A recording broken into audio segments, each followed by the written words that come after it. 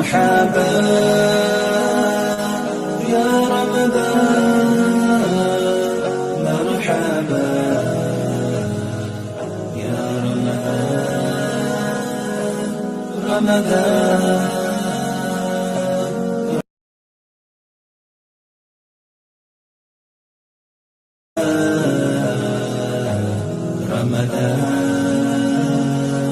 مرحبا يا رمضان، مرحبا يا رمضان، رمضان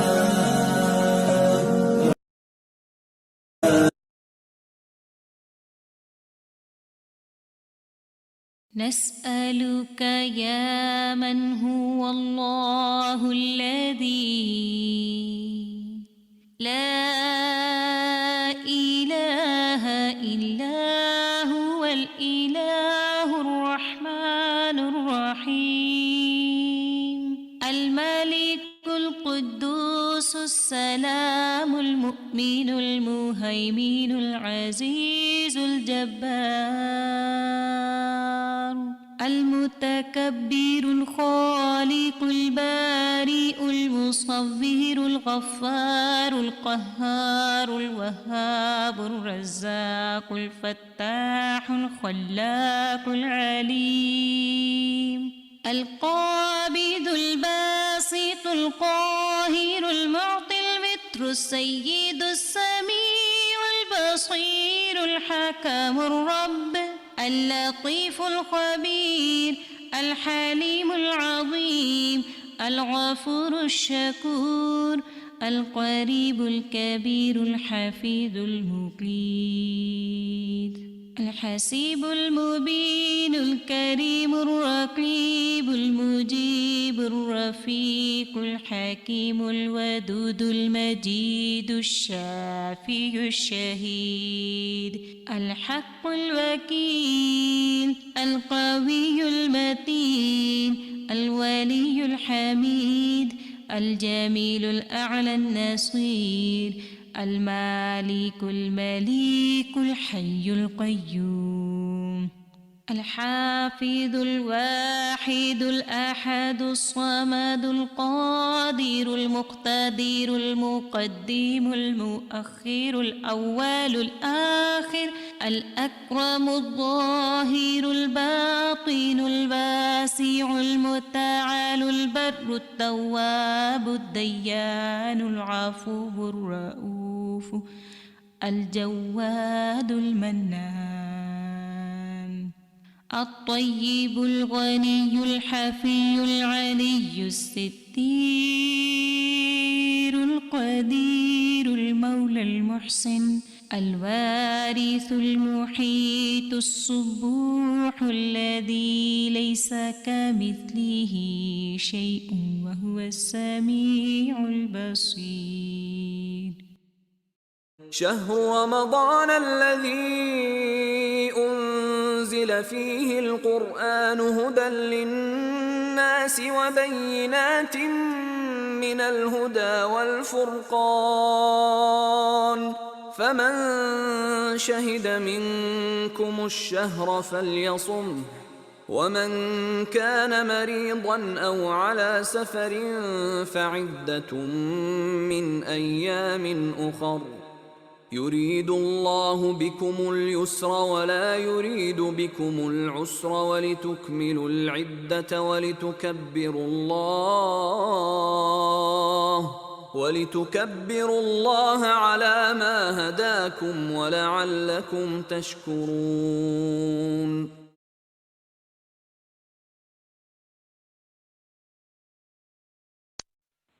الله أكبر الله أكبر لا إله إلا الله والله أكبر الله أكبر ولله الحمد. الله أكبر الله أكبر لا إله إلا الله والله أكبر الله أكبر ولله الحمد.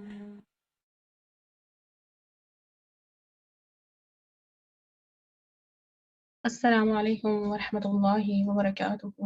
کیا حال ہے آپ سب کے؟ اللہ سبحانہ و تعالی ہمیں جہاں رکھے ایمان کی اور صحت کی بہترین حالت میں رکھیں، آمین اللہم آمین۔ کیسا جا رہا ہے آپ سب کا رمضان روزہ؟ الحمدللہ الحمدللہ۔ کتنی تھکان ہو جاتی ہے نا روزے میں، اور سارے کام دن کے کر کر کے، اور اس وقت تو ہم بالکل ایسے ہو جاتے ہیں جیسے بالکل تھکے ماندے، لیکن جب قرآن پڑھتا ہے دلوں پہ تو پھر ہم پھر سے ایکٹیو ہو جاتے ہیں۔ الحمدللہ، اللہ سبحانہ و تعالیٰ کا کتنا احسان ہے ہم پر، الحمدللہ۔ اور اللہ سبحانہ و تعالیٰ کی توفیق اور اس کی رحمت ہم پہ کہ ہم دوبارہ اس مجلس کا حصہ بنیں، اور اللہ سبحانہ و تعالیٰ نے ہم سب کو دوبارہ ایک ساتھ اس قرآن کی بدولت جوڑا، ایک نئے دن کے ساتھ، ایک نئے احکامات کے ساتھ جو ہم جانیں گے مل کے انشاءاللہ تعالی۔ شروع کرتے ہیں، آغاز کرتے ہیں اپنی آج کی مجلس کا انشاءاللہ تعالی اللہ سبحانہ و تعالی کے اذن سے۔ الحمدللہ خالق الوجود من العدم وجاعل النور من الظلم ومخرج الصبر من الألم فملقي التوبة على الندم فنشكره على المصائب كما نشكره على النعم نحمده ونصلي على رسوله الكريم أما بعد فأعوذ بالله من الشيطان الرجيم بسم الله الرحمن الرحيم رب اشرح لي صدري ويسر لي أمري واحلل عقدة من لساني يفقهوا قولي ربنا زدنا علما اللهم فقهنا في الدين اللهم اجعل عملي كله صالحا واجعله لوجهك خالصا ولا تجعل لأحد فيه شيئا۔ اے اللہ میرے سارے عمل کو صالح بنا دے اور اسے اپنے چہرے کے لیے خالص کر لے، اور اس میں کسی ایک کے لیے بھی کوئی حصہ نہ رکھ، آمین یا رب العالمین۔ حدیث کا مفہوم ہے، نبی صلی اللہ علیہ وسلم نے فرمایا المرء مع من احب المرء مع من احب۔ کیا مطلب ہے اس حدیث کا؟ کہ جو جس سے محبت کرتا ہوگا وہ اسی کے ساتھ ہوگا۔ ہم بھی جس سے محبت کریں اس کو چیک اینڈ بیلنس رکھیں کہ ہماری محبت کس کے ساتھ ہے۔ سفیان ثوری کہتے ہیں جس شخص کے ساتھ اللہ سبحانہ و تعالیٰ بھلائی کا ارادہ کرتا ہے اس کے لیے علم حاصل کرنے اور اس کے حفظ سے بہتر کوئی عمل نہیں پاتا۔ یعنی انسان کی خوش قسمتی کے دروازے کھول جاتے ہیں اگر وہ علم کے راستے پر چل پڑتا ہے، کیونکہ اس کو نیکی کے نئے کام کرنے کے طریقے معلوم ہوں گے جس سے وہ اپنی آخرت میں بہت بڑا نفع کما سکتا ہے۔ یعنی ہمارے جسم کو جیسے کھانے پینے کی ضرورت ہوتی ہے، اس طرح ہمیں دین کے معاملے میں بھی علم کی ضرورت ہوتی ہے، علم کی محتاجی ہوتی ہے۔ اللہ سبحانہ و تعالیٰ سے دعا ہے کہ ہمیں اس راستے پر چلا رکھے اور ایسا علم عطا فرمائے جس سے ہماری دین اور دنیا دونوں سنور جائے، آمین یا رب العالمین۔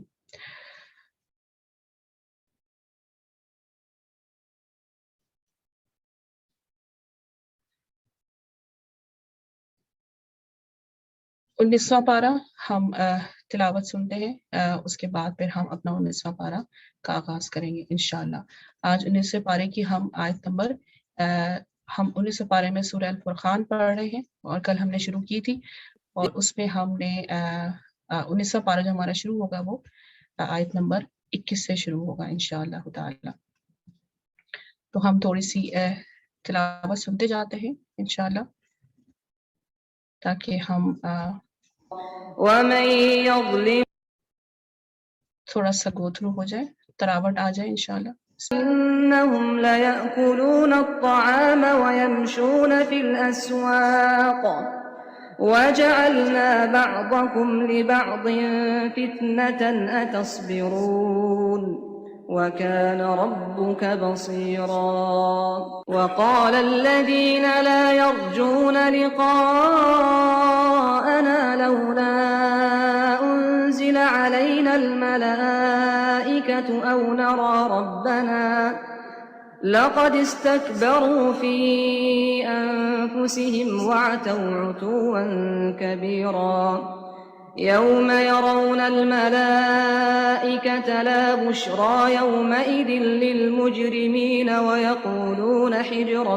محجورا وقدمنا إلى ما عملوا من عمل فجعلناه هباء منثورا أصحاب الجنة يومئذ خير مستقرا وأحسن مقيلا ويوم تشقق السماء بالغمام ونزل الملائكة تنزيلا الملك يومئذ الحق للرحمن وكان يوما على الكافرين عسيرا. الحمدللہ. ويوم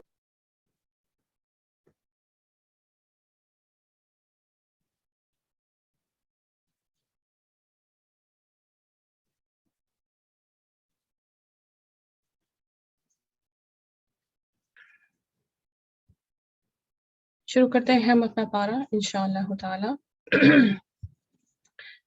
اعوذ باللہ من الشیطان الرجیم بسم اللہ الرحمن الرحیم. وقال الذين لا يرجون لقاءنا لولا أنزل علينا الملائكة أو نرى ربنا. اور جو لوگ ہم سے ملنے کی امید نہیں رکھتے انہوں نے کہا ہم پر فرشتے کیوں نہ اتارے گئے یا ہم اپنے رب کو دیکھ لیتے. حقیقت انہوں نے اپنے دلوں میں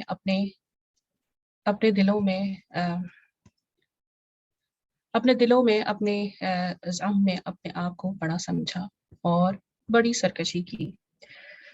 یہاں پر اللہ سبحانہ و تعالی فرماتے ہیں کہ کفار مکہ کی طرف ہمیں دکھایا جا رہا ہے کہ دیکھیں ان کے مطالبات اور ان کے جھٹلانے کا کیا وجہ تھی. بیسیکلی کہ انہوں نے بہت بڑی سرکشی کی اور اسی وجہ سے وہ حق بات سننے کے لیے تیار نہیں تھے. کیا سرکشی کی؟ یعنی کہ اپنے رسول اللہ صلی اللہ علیہ وسلم کو جھٹلایا، ان کی تکذیب کی، اور جو اللہ سبحانہ و تعالیٰ کا وعدہ ہے اس کو بھی جھٹلایا، آخرت کو جھٹلایا، ان تمام چیزوں کو جھٹلا کے سچ کو جھٹلایا. تو اللہ سبحانہ و تعالیٰ کیا کہہ رہے ہیں؟ اس کی کیا وجہ تھی؟ کہ ان کا تکبر تھا. اس تکبر کی وجہ سے انہوں نے تمام حق کی باتوں کو جھٹلایا اور یہی وجہ ہے کہ یہ ان کی سب سے بڑی سرکشی کی وجہ بنی. جس دن وہ دیکھیں گے فرشتوں کو اس مجرموں کے لیے کوئی خوشخبری نہیں ہوگی اور وہ کہیں گے کوئی آڑ ہو، روح کی ہوئی ہو، پناہ ہو. اللہ اکبر. سب سے پہلا کون سا دن ہوگا جس میں انسان فرشتوں کو دیکھیں گے؟ وہ کون سا دن ہوگا؟ موت کا. جب موت کا وقت آتا ہے تو جان لینے والے فرشتے تاحت نگاہ آ کر اس کے پاس بیٹھ جاتے ہیں. پھر ملک الموت آتے ہیں اور اس کی روح نکال کر ان فرشتوں کو دے دیتے ہیں. تو پھر جو نیک ہو تو اچھے کفن میں روح لپیٹتے ہیں اور برے انسان کے لیے گندے غلیظ کفن میں لپیٹ کر، ٹاٹ میں لپیٹ کر اس کو اوپر لے جاتے ہیں. اللہ اکبر. دوسرا کون سا موقع ہے جب انسان فرشتوں کو دیکھیں گے؟ قبر میں دیکھیں گے، منکر نکیر کی شکل میں دیکھیں گے. تیسرا کون سا موقع کون سا ہے؟ یوم حشر، میدان حشر میں دیکھیں گے. لہٰذا ان تینوں کے موقع ان تینوں مواقع پر دو طرح کے فرشتے ہیں. کون کون سے فرشتے؟ دو طرح کے. نیک لوگ کے لیے اچھے خوبصورت شکل والی خوشخبری دینے والے فرشتے ہیں اور برے لوگوں کے لیے، مجرم لوگوں کے لیے عذاب کی وعید سنانے والے ہیں. اس لیے انسان کو صرف یہ نہیں سمجھنا چاہیے کہ فرشتے جو آئے ہیں تو یہ بہت خوشی کا دن ہوگا. نہیں، جس دن یہ لوگ فرشتوں کو دیکھیں گے وہ دن ایسے مجرموں کے لیے کوئی خوشی کا دن نہ ہوگا اور وہ پکار اٹھیں گے کہ ہم تو تم سے پناہ مانگتے ہیں، اب ہم فرشتے نہیں دیکھنا چاہتے.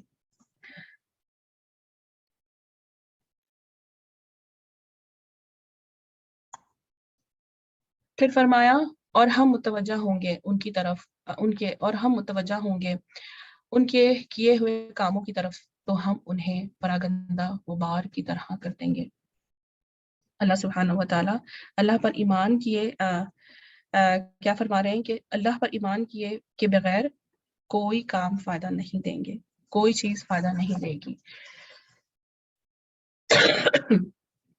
اس دن بہشت والے بہت اچھے ٹھکانے میں اور بہترین آرام گاہ میں ہوں گے۔ بہشت والے بہت ہی بہترین ٹھکانے میں ہوں گے، کیا بتایا جا رہا ہے؟ اور بہترین آرام گاہ میں ہوں گے، کیا بتایا جا رہا ہے؟ یعنی دوپہر کو آرام کرنے کا بہترین مقام ان کو ملے گا۔ سبحان اللہ، اس سے پتہ چلتا ہے کہ قیلولہ کی کتنی اہمیت ہے یہاں، کہ اہل جنت بھی قیلولہ کریں گے، یعنی ساری نعمتوں کو انجوائے کرتے ہوئے۔ اللہم جعلنا منہم۔ رسول اللہ صلی اللہ علیہ وسلم نے فرمایا، ایک حدیث کا مفہوم ہے کہ قیلولہ کرو، بے شک شیاطین قیلولہ نہیں کرتے۔ قیلولہ جو ہے وہ سنت نبی صلی اللہ علیہ وسلم ہے اور ایک عبادت سمجھ کے کرنا چاہیے، اور اس کی دنیاوی میں بھی بہت زیادہ فائدے ہیں۔ اور اگر انسان بالکل قیلولہ نہیں کرتا تو کیا ہوتا ہے کہ اس کی جو ہے وہ اس کو ایک ایکٹیویٹی، ایک باڈی ایکٹیو نہیں ہوتی، کیونکہ رسول اللہ صلی اللہ علیہ وسلم کی سنت تو ہمارے لیے فائدہ مند ہے۔ ایک اور حدیث کا مفہوم ہے کہ انس رضی اللہ عنہ کہتے ہیں کہ ام سلیم رضی اللہ عنہا نبی صلی اللہ علیہ وسلم کے لیے چمڑے کا فرش بچھا دیتی تھی، یعنی بیڈ سا بچھا دیتی تھی، اور آپ صلی اللہ علیہ وسلم ان کے ہاں اس چمڑے کے فرش پر قیلولہ کیا کرتے تھے۔ یعنی کہ قیلولہ 2 گھنٹے کی نیند نہیں ہوتی، بلکہ چند منٹ کے لیے بھی آنکھیں بند کر کے خاموشی سے اپنے آپ کو آرام دیا جا سکتا ہے۔ اسحاق بن عبداللہ کہتے ہیں قیلولہ کرنا نیک لوگوں کے عمل سے ہے، یہ دل کو مضبوط کرنے والا ہے اور رات کے قیام پر قوت دینے والا ہے، یعنی قیلولہ سے رات کا قیام آسان ہو جاتا ہے۔ سبحان اللہ، کیا کیا ہمیں سنتیں فائدہ دیتی ہیں، سبحان اللہ۔ آگے فرمایا، اور جس دن بادل سے آسمان پھٹ جائے گا اور فرشتے اتارے جائیں گے بکثرت، اس دن سچی بادشاہی رحمان کی ہوگی، سچی بادشاہی رحمان کے لیے ہے، اور وہ دن کافروں پر بہت سخت ہوگا۔ اور جس دن ظالم اپنے ہاتھ کو کاٹ کھائے گا اور کہے گا اے کاش میں نے رسول کے ساتھ راستہ پکڑ لیا ہوتا۔ کیا فرمایا جا رہا ہے کہ قیامت کے دن جن باتوں پر انسان کو سخت ندامت ہوگی، پریشانی ہوگی، اور انسان اپنے ہاتھوں کو کاٹے گا، کس وجہ پہ؟ اس نے رسول اللہ صلی اللہ علیہ وسلم کا طریقہ سنت کا طریقہ کیوں نہیں اپنایا؟ اللہ اکبر۔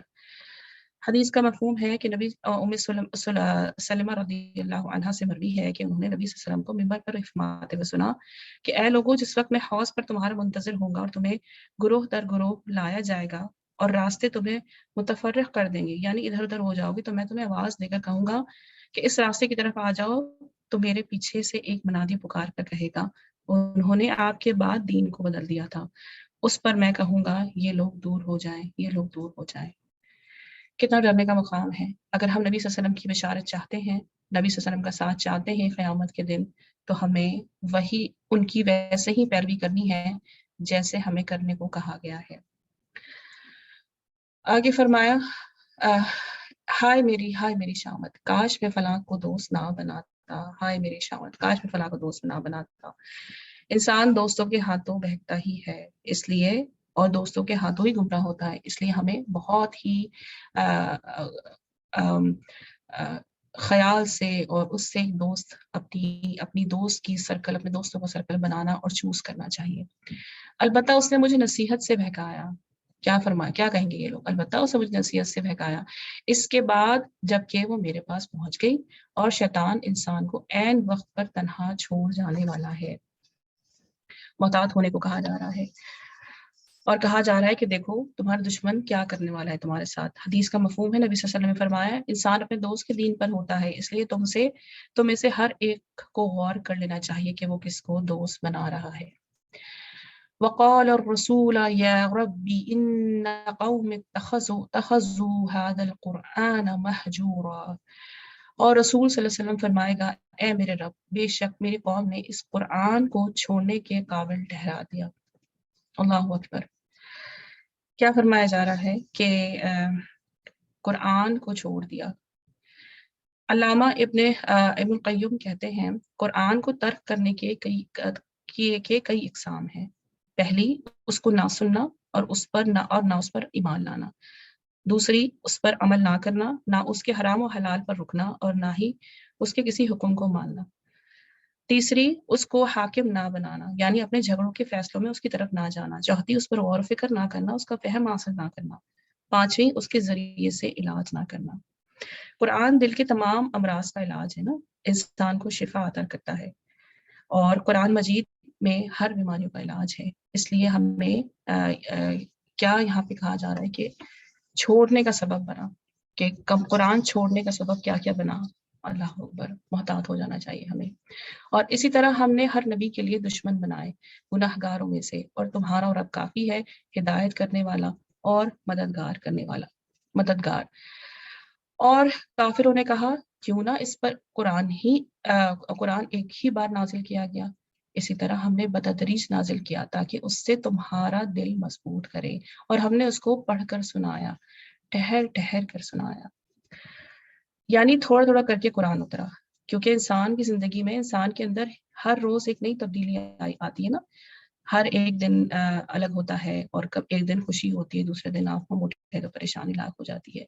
تو ایسے ہی دن رات جیسے الٹ پلٹ ہوتے ہیں، آپ کے اندر، آپ کے ماحول میں تبدیلیاں آ رہی ہوتی ہیں، اور یہ صرف نبی صلی اللہ علیہ وسلم کے لیے نہیں، ہم میں سے ہر ایک کے لیے ایسا ہوتا ہے۔ قرآن بھی ایسے ہی اتارا گیا تھوڑا تھوڑا کر کے، تاکہ فائدہ ہو اور ہم دھیرے دھیرے سمجھیں، دھیرے دھیرے ہم ہدایت پائیں۔ پھر فرمایا اور وہ تمہارے پاس کوئی بات نہیں لاتے مگر ہم تمہیں ٹھیک جواب اور بہترین وضاحت پہنچا دیتے ہیں۔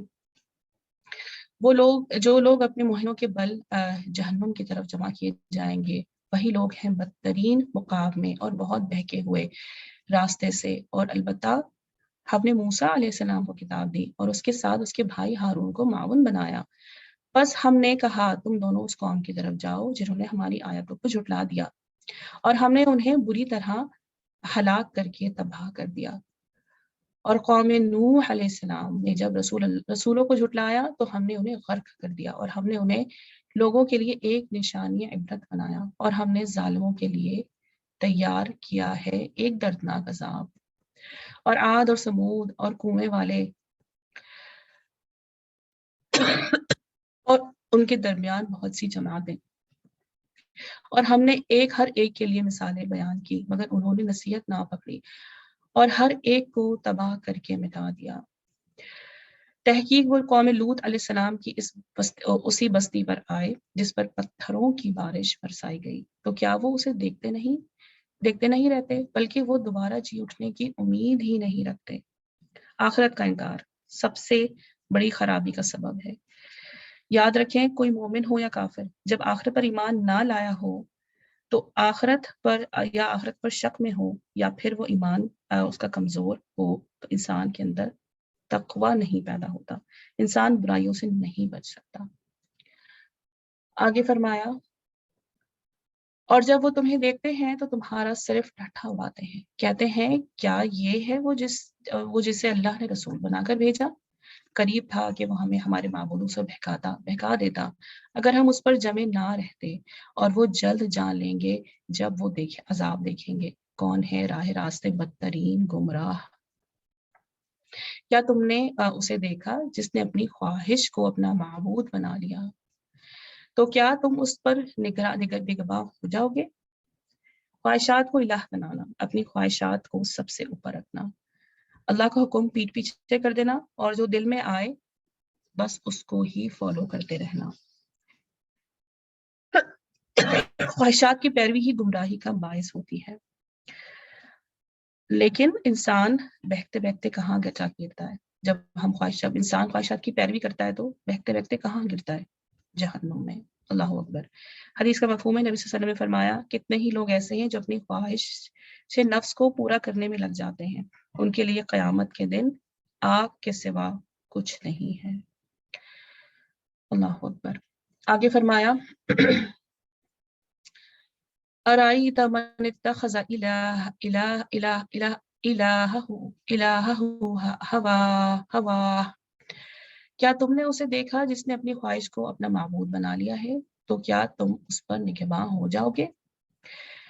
کیا تم سمجھتے ہو کہ ان میں سے اکثر سنتے یا عقل سے کام لیتے ہیں؟ وہ نہیں ہے مگر چوپایوں جیسے، بلکہ راہ راست سے بدترین گمراہ۔ اللہ اکبر۔ جیسے مویشی ہوتا ہے، گائے بھینس وغیرہ، ان کو صرف اپنی خواہشات پوری کرنے کا بھی پتہ ہوتا ہے، انہوں نے کھانا پینا ہے، بچے پیدا کرنے ہیں، اور یہی ان کا زندگی مقصد ہے۔ ان کی زندگی میں کوئی بڑے مقاصد نہیں ہوتے، اس لیے کہا جا رہا ہے کہ وہ کیسے ہیں؟ چوپایوں جیسے۔ پھر فرمایا، کیا تم اپنے رب کی قدرت کی طرف نہیں دیکھا اس نے کیسے سایہ کو دراز کیا، اور اگر وہ چاہتا تو اسے ساکن بنا دیتا۔ پھر ہم نے سورج کو اس پر ایک دلیل رہنما بنایا، پھر ہم نے اس سائے کو سمیٹا اپنی طرف آہستہ آہستہ کھینچ کر، اور وہی ہے جس نے تمہارے لیے رات کو پردہ اور نیند کو راحت بنایا، اور دن کو اٹھ کھڑے ہونے کا وقت بنایا، اور وہی ہے جس نے اپنی رحمت کے آگے ہوائیں خوشخبری سناتی ہوئی بھیجی، اور ہم نے آسمان سے پانی اتارا تاکہ اس سے مردہ شہر کو زندہ کریں، اور ہم نے اسے پلائی انہیں جو ہم نے پیدا کی ہیں بہت سے چوپائے اور آدمی، اور تحقیق ہم نے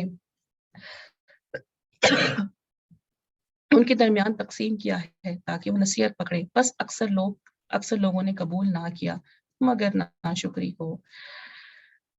اور اگر ہم چاہتے تو ہر بستی میں ایک ڈرانے والا بھیج دیتے، بس آپ صلی اللہ علیہ وسلم کافروں کا کہا نہ مانے اور اس حکم الہی کے ساتھ ان سے بڑا جہاد کریں۔ حکم الہی کے ساتھ ان سے بڑا جہاد کریں۔ جہاد کی اہمیت کیا بتائی جا رہی ہے؟ یعنی قرآن کو لے کے اس کے ساتھ جہاد کیجیے۔ کیا مطلب ہے؟ کہ اس کی تعلیم کو عام کرنا ہے، اس کے پیغام کو عام کرنا ہے، زیادہ سے زیادہ لوگوں کو کفر اور شرک سے بچانا ہے۔ اس میں قرآن کو وسیع پیمانے پر پھیلانے اور لوگوں تک لے جانے میں جو محنت ہے اس کو جہاد کا نام دیا گیا یہاں پہ، کیونکہ یہ مکی صورت ہے نا، اور مکہ میں کوئی قتال نازل نہیں ہوا تھا، جنگ کا حکم نہیں آیا تھا، بلکہ زیادہ سے زیادہ لوگوں کو پیغام پہنچایا جا رہا تھا۔ پھر فرمایا، آپ صلی اللہ علیہ وسلم کافروں کا کہا نہ مانے اور اس حکم الہی کے ساتھ ان سے بڑا جہاد کرے۔ وَهُوَ الَّذِي مَرَجَ الْبَحْرَيْنِ هَذَا عَذْبٌ فُرَاتٌ وَهَذَا مِلْحٌ أُجَاجٌ، اور وہی ہے جس نے دو دریاؤں کو ملا کر چلایا، یہ اس کی طرف کا پانی خوشگوار شیریں ہے اور یہ دوسرا تلخ بدمزہ ہے، اور اس نے ان دونوں کے درمیان ایک غیر محسوس پردہ اور مضبوط آڑ بنائی، اور وہی ہے جس نے پیدا کیا پانی سے بشر اور بنائے اس نے اسی کے نسب، نسبی رشتے اور سسرال، اور تیرا رب قدرت والا ہے، اور وہ بندگی کرتے ہیں اللہ کے سوا اس کی جو انہیں نہ نفع پہنچائے اور نہ وہ ان کا نقصان کر سکے، اور کافر اپنے رب کے خلاف پشت پناہی کرنے والا ہے۔ وَمَا أَرْسَلْنَاكَ إِلَّا مُبَشِّرًا وَنَذِيرًا، اور ہم نے آپ صلی اللہ علیہ وسلم کو نہیں بھیجا مگر صرف خوشخبری دینے والا اور ڈرانے والا۔ آپ سے وسلم فرما دے، میں اس پر تم سے نہیں مانگتا کوئی اجر مگر جو شخص چاہے اپنے رب تک راستہ اختیار کر لے۔ وَتَوَكَّلْ عَلَى الْحَيِّ الَّذِي لَا يَمُوتُ وَسَبِّحْ بِحَمْدِهِ وَكَفَى بِهِ بِذُنُوبِ عِبَادِهِ خَبِيرًا، اور اس ہمیشہ رہنے والے پر بھروسہ کرو جسے موت نہیں، اور اس کی تعریف کے ساتھ پاکیزگی بیان کرو، اور وہ اپنے بندوں کے گناہوں کی خبر رکھنے والا کافی ہے۔ یعنی اپنے بندوں کے بارے میں خوب جانتا ہے کہ وہ کیا کیا گناہ کرتے ہیں، استغفر اللہ۔ اس لیے انسان لوگوں سے ڈرے تو فائدہ کوئی نہیں، اور لوگوں سے چھپ کے گناہ کرے تو بھی کوئی فائدہ نہیں، کیونکہ گناہ کا اصل نقصان جہاں ہے یا جس کی طرف سے گناہ سے سزا ملنے والی ہے تو وہ تو ہر جگہ سے دیکھ رہا ہے۔ اللہ اکبر۔ مزید قدرت کا اللہ سبحانہ تعالیٰ کی مزید قدرت کا ذکر، وہ جس نے آسمانوں اور زمین کو پیدا کیا اور جو ان کے درمیان ہے 6 دن میں، پھر عرش پر قائم ہوا، اور وہ رحم کرنے والا ہے۔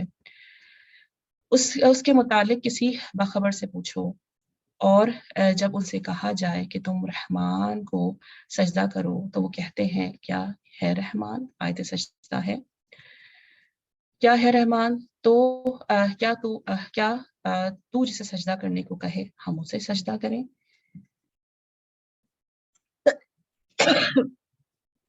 اس بات کا ان کا بدتنا اور بڑھا دیا۔ आयत सजदा है, दुआ पढ़ लीजिए। सजदा वजहल्लज़ी खलक़हु व शक़्क़ समअहु व बसरहु बिहौलिही व क़ुव्वतिही फतबारकल्लाहु अहसनुल ख़ालिक़ीन। तबारकल्लज़ी जअल फ़िस्समाइ बुरूजन व जअल फ़ीहा सिराजन व क़मरन मुनीरा। और बड़ी बरकत वाला है वो जिसने बुरूज बनाए और उसमें बनाया सूरज और चांद। और वही है जिसने रात को एक दूसरे के पीछे आने वाला बनाया। ये उसके समझने के लिए हैं जो चाहें कि नसीहत पकड़े या शुक्रगुजार बनना चाहे। आगे जो आयत आ रही हैं उसमें जो है वो फरमाया जा रहा है कि जो आगे आयत आ रही है उसमें इबादुर रहमान यानी कि रहमान के बंदों की खुसूसियात बताई जा रही हैं। बहुत ही खूबसूरत आयत हैं आगे, और इसमें हमें पता चलेगा कि इबादुर रहमान के बंदे कौन हैं और वो क्या करते हैं, उनकी क्या सिफात होती हैं। वइबादुर रहमानिल्लज़ीना यमशूना अलल अर्दि हौनन व इज़ा ख़ातबहुमुल जाहिलूना क़ालू सलामा। और रहमान के बंदे हैं वो जो ज़मीन पर चलते हैं आहिस्ता आहिस्ता, और जब जाहिल उनसे बात करते हैं तो वो बस सलाम कहते हैं। यहाँ से इबादुर रहमान की सिफात शुरू होती हैं, यानी कि अल्लाह के ख़ास बंदे। अल्लाह के ख़ास बंदे से मुराद क्या है? जिन पर अल्लाह की ख़ास रहमत हो, जो अल्लाह की ख़ास रहमत को पा लें। यही वो बंदे हैं जो हकीकी बंदे हैं। कैसे क्या करते हैं? ज़मीन पर आजिज़ी से चलते हैं, और जब जाहिल उनसे मुखातिब होते हैं तो क्या कहते हैं? सिर्फ सलाम कहकर किनारा कश इख्तियार कर लेते हैं। यानी जहालत के जवाब में वो भली भली बात करते हैं, बद कलामी नहीं करते, फहश गोई नहीं करते, बद मिजाजी से नहीं काम लेते, और इसके साथ साथ उनकी चाल कैसी होती है? आराम वाली होती है। ये है इबादुर रहमान की पहली सिफात। और क्या है? और अपने रब के लिए रात काटते हैं, रात भर लगे रहते हैं, सजदे करते और क़याम करते। रात की नमाज की बहुत अहमियत है इस आयत के अंदर। हदीस का मफ़हूम है, नबी सल्लल्लाहु अलैहि वसल्लम फरमाया, जिस आदमी ने रात के क़याम में 10 आयतें तिलावत की उसके लिए अजर का ढेर लिख दिया जाता है, और ये ढेर दुनिया और जो कुछ उसमें है उससे बेहतर है। एक और हदीस का मफ़हूम है, नबी सल्लल्लाहु अलैहि वसल्लम फरमाया, फ़र्द नमाजों के बाद सबसे फजीलत वाली नमाज रात की नमाज है तहज्जुद की नमाज। आगे चलते हैं और क्या सिफात हैं। फिर फरमाया, और वो कहते हैं, ए हमारे रब, हमसे जहन्नुम का अजाब फेर दे, बेशक उसका अजाब लाजिम हो जाने वाला है, जुदा होने वाला है, बेशक वो बुरी है ठहरने की जगह और बुरा मुकाम है। और वो लोग जब खर्च करते हैं ना फजूल खर्ची करते हैं और ना तंगी करते हैं, यानी कि मियाना रवि इख्तियार करते हैं, और उनकी रवश इसके दरमियान एतदाल की है।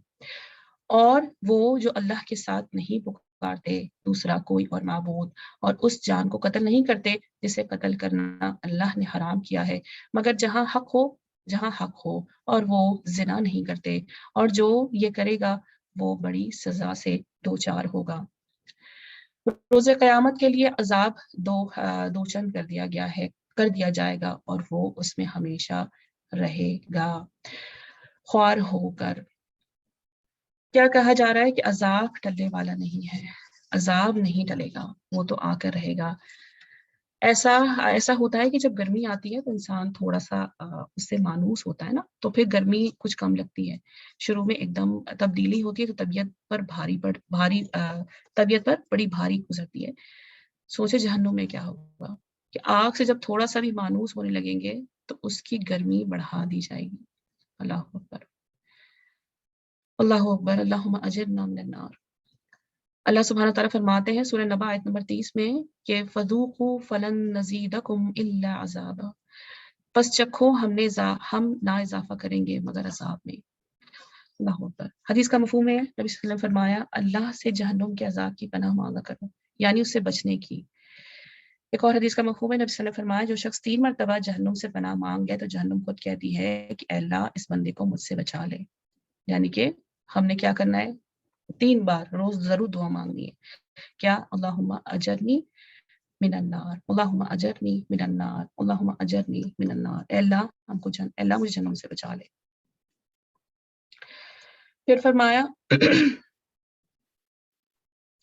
پھر فرمایا سوائے اس کے جس نے توبہ کی اور وہ ایمان لایا اور اس نے نیک عمل کیے، بس اللہ ان لوگوں کی برائیاں بدل دے گا بھلائیوں سے، اور وہ بخشنے والا نہایت مہربان ہے، نہایت مہربان ہے۔ خالص توبہ گناہ کو نیکیوں سے بدل دیتی ہے، کتنی خوبصورت بات ہے، سبحان اللہ۔ وَمَن تَابَ وَعَمِلَ صَالِحًا فَإِنَّهُ يَتُوبُ إِلَى اللَّهِ مَتَابًا، اور جس نے توبہ کی اور نیک عمل کیے تو بے شک وہ رجوع کرتا ہے اللہ کی طرف جیسے رجوع کرنے کا مقام حق ہے۔ اور وہ جو جھوٹ کی گواہی نہیں دیتے اور جب بیہودہ چیزوں کے پاس سے گزرے تو گزرتے ہیں بزرگانہ یعنی سنجیدگی کے انداز سے۔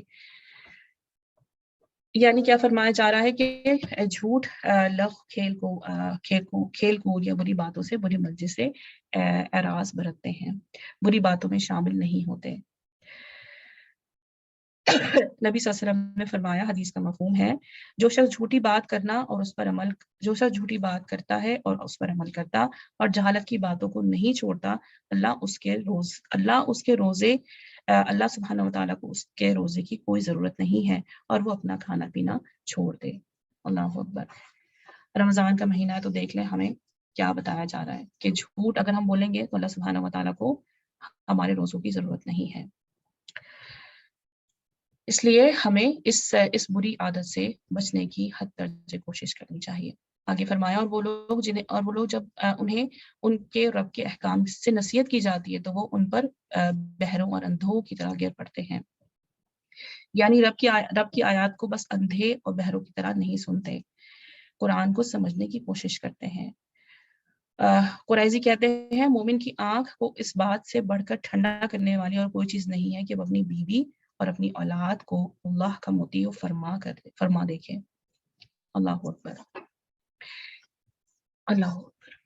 پھر فرمایا کہ اور وہ لوگ جو کیا کرتے ہیں، والذین یقولون ربنا هب لنا من ازواجنا وذرياتنا قرة اعین واجعلنا للمتقین اماما، کہتے ہیں اے ہمارے رب، ہمیں ہماری بیویوں اور ہماری اولاد سے آنکھوں کی ٹھنڈک عطا فرما اور ہمیں بنا دے پرہیزگاروں کا پیشوا۔ یہاں پہ جو زوج کا لفظ ہے وہ اس کا اطلاق بیوی کے لیے بھی ہوتا ہے، شوہر کے لیے بھی ہوتا ہے اور ساتھیوں کے لیے بھی ہوتا ہے۔ تو ہمیں کیا دعا سکھائی جا رہی ہے کہ سب کے لیے، اولاد کے لیے بھی اچھی تربیت کرنی ہے اور ہر کسی کے لیے ہمیں اپنی اولاد کے لیے بھی اور اپنے ازدواج کے لیے بھی، اور جس میں شوہر اور بیوی دونوں کے لیے ہے، اور ہر انسان کے ساتھ ہم نے کیا کرنا ہے، اچھے کام کرنا ہے، اور ہر انسان کے لیے ہر اپنی اولاد اور اپنی ازدواج کے لیے کیا کرنا ہے، وہ ہماری آنکھوں کی ٹھنڈک بنائے، یعنی کہ وہ ہمارے لیے ایسی نیکیاں کریں جو ہمارے لیے دین اور دنیا دونوں کے لیے، دین اور آخرت دونوں کے لیے قابل قبول ہوں۔ سبحان اللہ۔ یا اللہ ہمیں متقین کے بیچ میں رکھنا اور متقین کے ساتھ ہی ہماری آخرت کرنا، آمین، اللہم آمین۔ اولئک یجزون الغرفۃ بما صبروا ویلقون فیہا تحیۃ وسلاما، پیشوا ان لوگوں کو ان کے صبر کی بدولت جنت کے بالا خانے انعام دیے جائیں گے، اور وہ اس میں دعائے خیر اور سلام سے پیشوائی کیے جائیں گے، اور اس میں وہ ہمیشہ رہیں گے۔ کیا ہی اچھی جگہ ہے آرام گاہ کی اور اچھا مسکن۔ آپ صلی اللہ علیہ وسلم فرما دیں کہ اگر تم اس کو نہ پکارو تو میرا رب تمہاری پرواہ نہیں کرتا، تو تم نے جھٹلایا، بس ان قریب اس کی سزا لازمی ہوگی۔ یہاں پہ ہمارا اختتام ہوا سورہ فرقان کا۔ ہم اپنی اگلی سورہ شروع کرتے ہیں، سورہ شعراء، اور اس میں یہ سورہ مکی ہے، سورہ طٰہٰ کے بعد الواقعہ اور پھر اس کے بعد الشعراء نازل ہوئی۔ بسم اللہ الرحمن الرحیم، اللہ کے نام سے شروع کرتی ہوں جو نہایت رحم کرنے والا اور نہایت مہربان ہے۔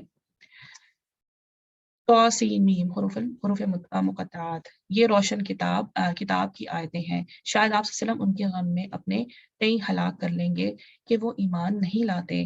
اگر ہم چاہیں تو ان پر آسمان سے کوئی نشانی اتار دیں تو اس کے آگے ان کی گردنیں پست ہو جائیں اور ان کے پاس رحمان کی طرف سے جو کوئی نئی نصیحت آتی ہے مگر وہ اس سے روگردان ہو جاتے ہیں۔ یعنی قرآن میں کوئی دلچسپی نہیں رکھتے اور نبی صلی اللہ علیہ وسلم کی بات کی طرف توجہ نہیں دیتے.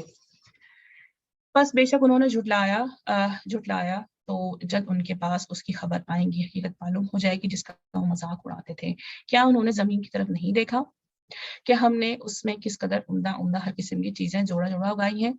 بے شک اس میں البتہ نشانی ہے، اور ان میں اکثر نہیں ایمان لانے والے اکثر نہیں ایمان لانے والے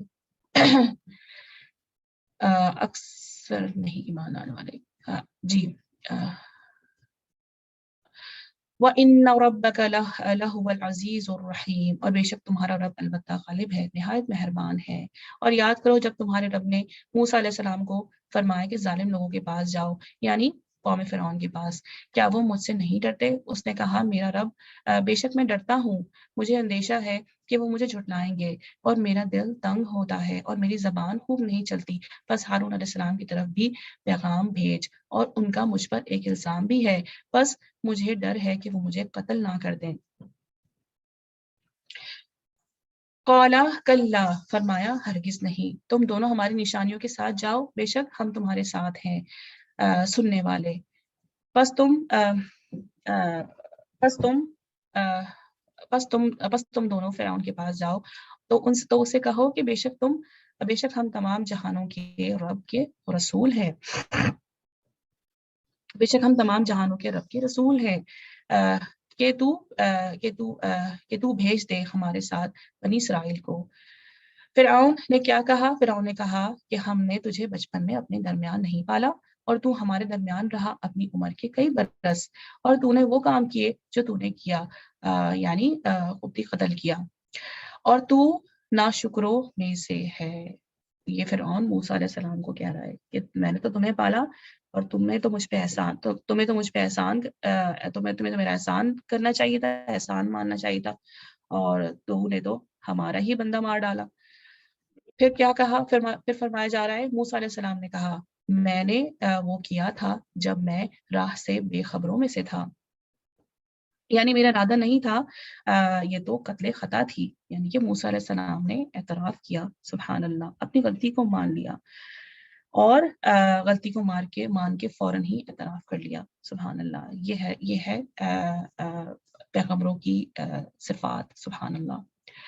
جب میں تم سے ڈرا تو تم سے بھاگ گیا، بس میرے رب نے مجھے حکم عطا کیا، نبوت دی، اور مجھے رسولوں میں سے بنایا. اور یہ کوئی نعمت ہے جس کا تو مجھ پر احسان کرتا ہے کہ تو نے بنی اسرائیل کو غلام بنا لیا. یعنی اپنے جرم کو بھول کر صرف اپنی نیکی کا ذکر کرنا فرعونی رویہ ہے، اور دوسری طرف اپنی کمی بیشی کبھی کوتاہی کا اعتراف کر لینا پیغمبرانہ رویہ، جیسے موسیٰ علیہ السلام کر رہے ہیں.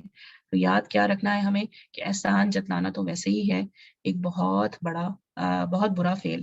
اللہ سبحانہ و تعالیٰ قیامت کے دن 3 لوگوں سے بات نہیں کرے گا، ان میں سے ایک وہ ہے جو بہت زیادہ احسان جتاتا ہو. نبی صلی اللہ علیہ وسلم فرمائے، ایک حدیث کا مفہوم ہے 3 قسم کے افراد نہ ہی فرضی عبادت افراد کی نہ فرضی عبادت قبول ہے نہ نفلی. کون سے 3 افراد ہیں؟ نافرمان اور بد سلوک، احسان جتلانے والا، تقدیر کو جھٹلانے والا. اسی طرح آپ صلی اللہ علیہ وسلم نے ایک اور حدیث میں فرمایا، مفہوم ہے یہ کہ یہ لوگ جنت سے محروم ہیں، احسان جتلانے والے، ماں باپ کے نافرمان، اور عادی شرابی. اللہ سبحانہ و تعالی ہمیں ان تمام برائیوں سے محفوظ رکھے، آمین. پھر فرمایا اور مجھے رسول میں سے بنا، اور یہ کوئی نعمت ہے جس کا تو مجھ پہ احسان کرتا ہے، الحمدللہ.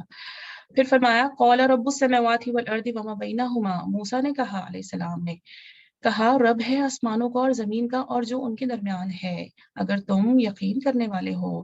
اس نے اپنے ارد گرد والوں اور باریوں سے کہا کیا تم سنتے نہیں؟ موسیٰ علیہ السلام نے کہا رب ہے تمہارا اور رب ہے تمہارے باپ دادا کا. فرعون نے کہا بے شک تمہارا رسول تو تمہاری طرف بھیجا گیا ہے البتہ دیوانہ ہے. موسیٰ علیہ السلام نے کہا رب ہے مشرق کا اور مغرب کا. کیا دونوں میں تکرار چل رہی ہے؟ سبحان اللہ. موسیٰ علیہ السلام کیا جواب پہ جواب دے رہے ہیں، سبحان اللہ. اور جو ان کے درمیان ہے اگر تم سمجھتے ہو. وہ بولا البتہ اگر تو نے کوئی اور معبود بنایا میرے سوا تو میں ضرور تجھے قید کر لوں گا. موسیٰ علیہ السلام نے کہا خواہ میں تیرے پاس ایک واضح معجزہ لاؤں. وہ بولا تو اسے لے آ اگر تو سچوں میں سے ہے۔ بس موسیٰ علیہ السلام نے اپنا عصا ڈالا تو وہ اچانک نمایاں اژدہا بن گیا، اور اس نے اپنا ہاتھ گریبان سے نکالا تو ناگاہ وہ دیکھنے والوں کے لیے چمکتا ہوا ہو گیا۔ فرعون نے اپنے ارد گرد کے سرداروں سے کہا، بے شک یہ ماہر جادوگر ہے، وہ چاہتا ہے کہ تمہیں اپنے جادو کے زور سے تمہاری سرزمین سے نکال دے، تو کیا تم مشورہ دیتے ہو؟ وہ بولے، اسے اور اس کے بھائی کو مہلت دیں، اسے اور اس کے بھائی کو مہلت دیں۔ کتنا بڑا جھوٹ بولا نا، کہ موسیٰ علیہ السلام نے کہا تھا کہ بنی اسرائیل کو بھیج دو، تو وہ بنی اسرائیل کو لینے آئے تھے نا موسیٰ علیہ السلام، اور فرعون الزام لگا رہا ہے کہ تمہیں یہ یہاں سے نکالنا چاہتا ہے اور مشورہ دو کہ کیا کرنا چاہیے۔ تو اس پر اس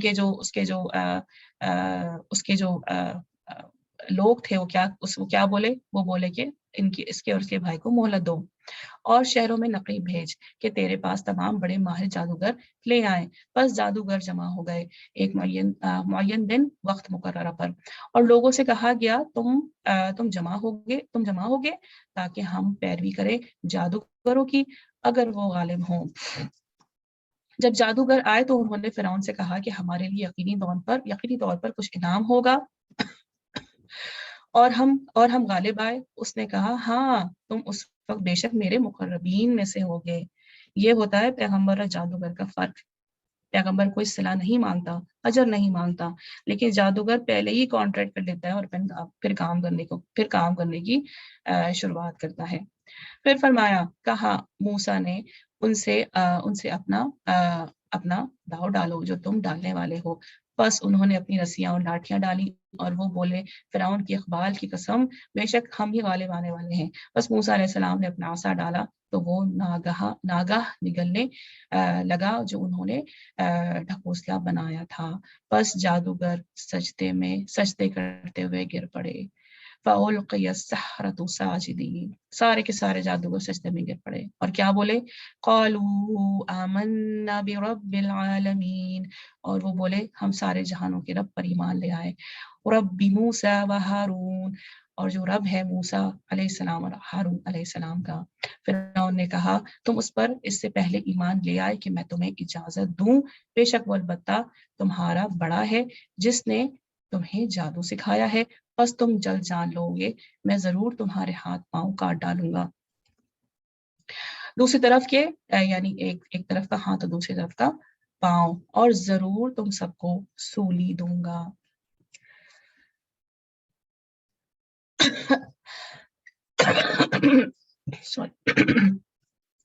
پھر فرمایا، وہ بولے کچھ حرج نہیں، بے شک ہم اپنے رب کی طرف لوٹ کر جانے والے ہیں، ہم امید رکھتے ہیں کہ ہمارا رب ہماری خطائیں بخش دے، اور ہم پہلے ایمان لانے والے ہیں۔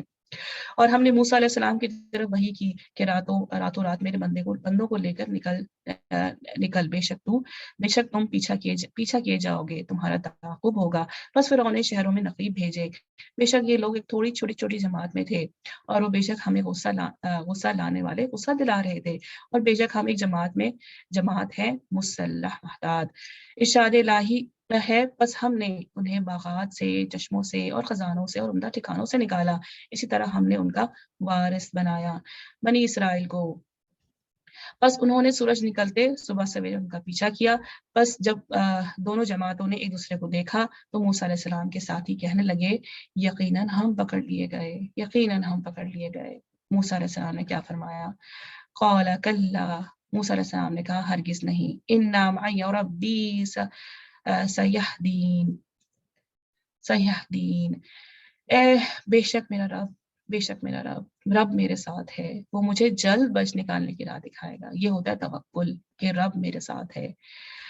بس ہم نے موسیٰ علیہ السلام کی طرف وحی بھیجی کہ تو اپنا عصا دریا پر مار، انہوں نے مارا تو دریا پھٹ گیا، بس ہر حصہ بڑے بڑے پہاڑ کی طرح ہو گیا، اور ہم نے اس جگہ دوسروں کو، فرعونیوں کو قریب کر دیا، اور ہم نے موسیٰ علیہ السلام کو اور جو ان کے ساتھ تھے سب کو بچا لیا، پھر ہم نے دوسروں کو غرق کر دیا۔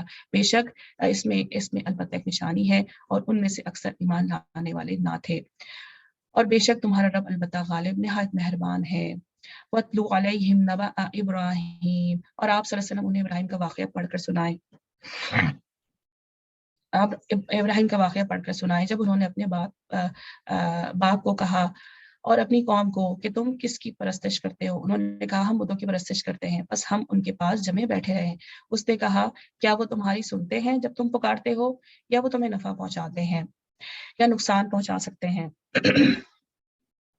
وہ بولے نہیں تو، بلکہ ہم نے اپنے باپ دادا کو اسی طرح کرتے پایا ہے۔ ابراہیم علیہ السلام نے کہا بس کیا تم نے دیکھا غور بھی کیا ہے کہ تم کس کی پرستش کرتے ہو اور تمہارے پہلے باپ دادا تو بے شک میرے دشمن ہے، مگر میں عبادت کرتا ہوں سارے جہانوں کے رب کی، وہ جس نے مجھے پیدا کیا، بس وہی مجھے راہ دکھاتا ہے اور وہی مجھے کھلاتا اور وہی پلاتا ہے، اور جب میں بیمار ہوتا ہوں تو وہ مجھے شفا دیتا ہے، جب بیمار ہوتا ہوں تو وہ مجھے شفا دیتا ہے۔ کتنی خوبصورت آیت ہے۔ وَإِذَا مَرِضْتُ فَهُوَ يَشْفِينِ، میں جب بیمار ہوتا ہوں تو مجھے شفا دیتا ہے۔ یہ ہے رب پہ ایمان لانا اور رب پہ توکل کرنا، خالص توحید کی بات، ہر طرح سے ایمان، اور باقی چیزیں تو منسوخ کی، اور کیا کہا کہ میں بیمار ہوتا ہوں تو وہ مجھے جو ہے وہ شفا عطا کرتا ہے۔ سو اللہ سبحانہ و تعالیٰ ہی ہمیں شفا عطا کرنے والا ہے۔ ہمیں دعا سکھائی گئی شفا کی، ہمیں وہ پڑھتے رہنا چاہیے۔ اذهب البأس رب الناس واشف انت الشافی لا شفاء الا شفاؤک شفاء لا یغادر سقما۔ اور آیت شفا کا بھی جو ہم رقیہ بھی پڑھتے ہیں ہمیں وہ بھی پڑھتے رہنا چاہیے، تاکہ ہم ہر طرح کی بری چیزوں سے اور تکلیف دینے والی چیزوں سے بچتے رہیں۔ یہ ہے ایمان کا توکل، ایمان کا لیول۔ سبحان اللہ۔ آگے فرمایا اور وہ جو مجھے موت سے ہمکنار کرے گا پھر مجھے زندہ کرے گا، اور وہ جس سے میں امید رکھتا ہوں کہ مجھے بدلے کے دن میری خطائیں بخش دے گا۔ ربی حب لی حکما والحقنی بالصالحین، اے میرے رب مجھے حکم و حکمت عطا فرما اور مجھے نیک بندوں کے ساتھ ملا،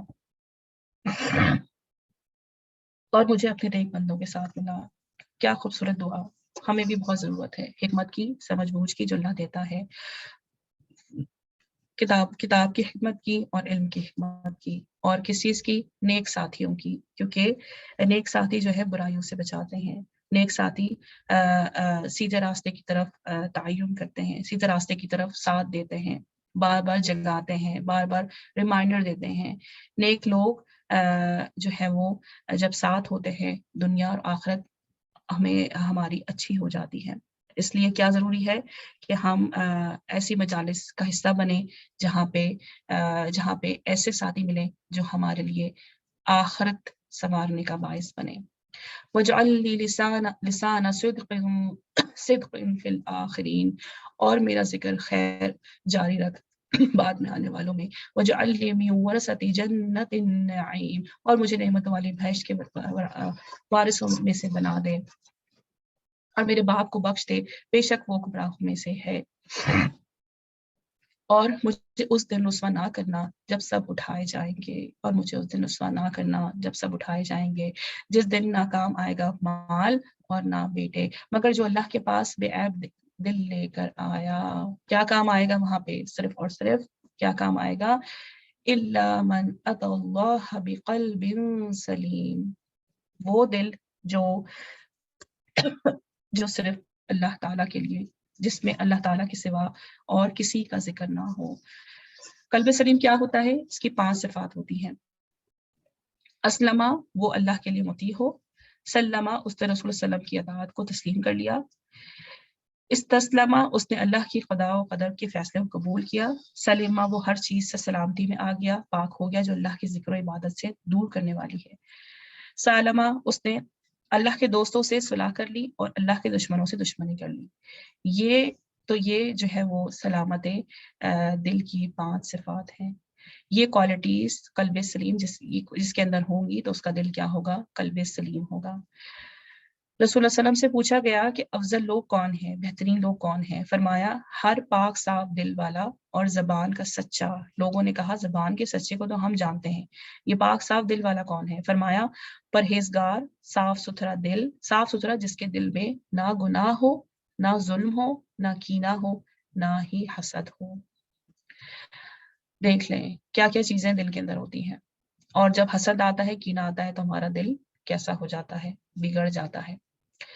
اور قلب سلیم کی ہمیں دعا بھی مانگنی چاہیے. اللہم اسألک قلبا سلیما ولسانا صادقا. آمین. پھر فرمایا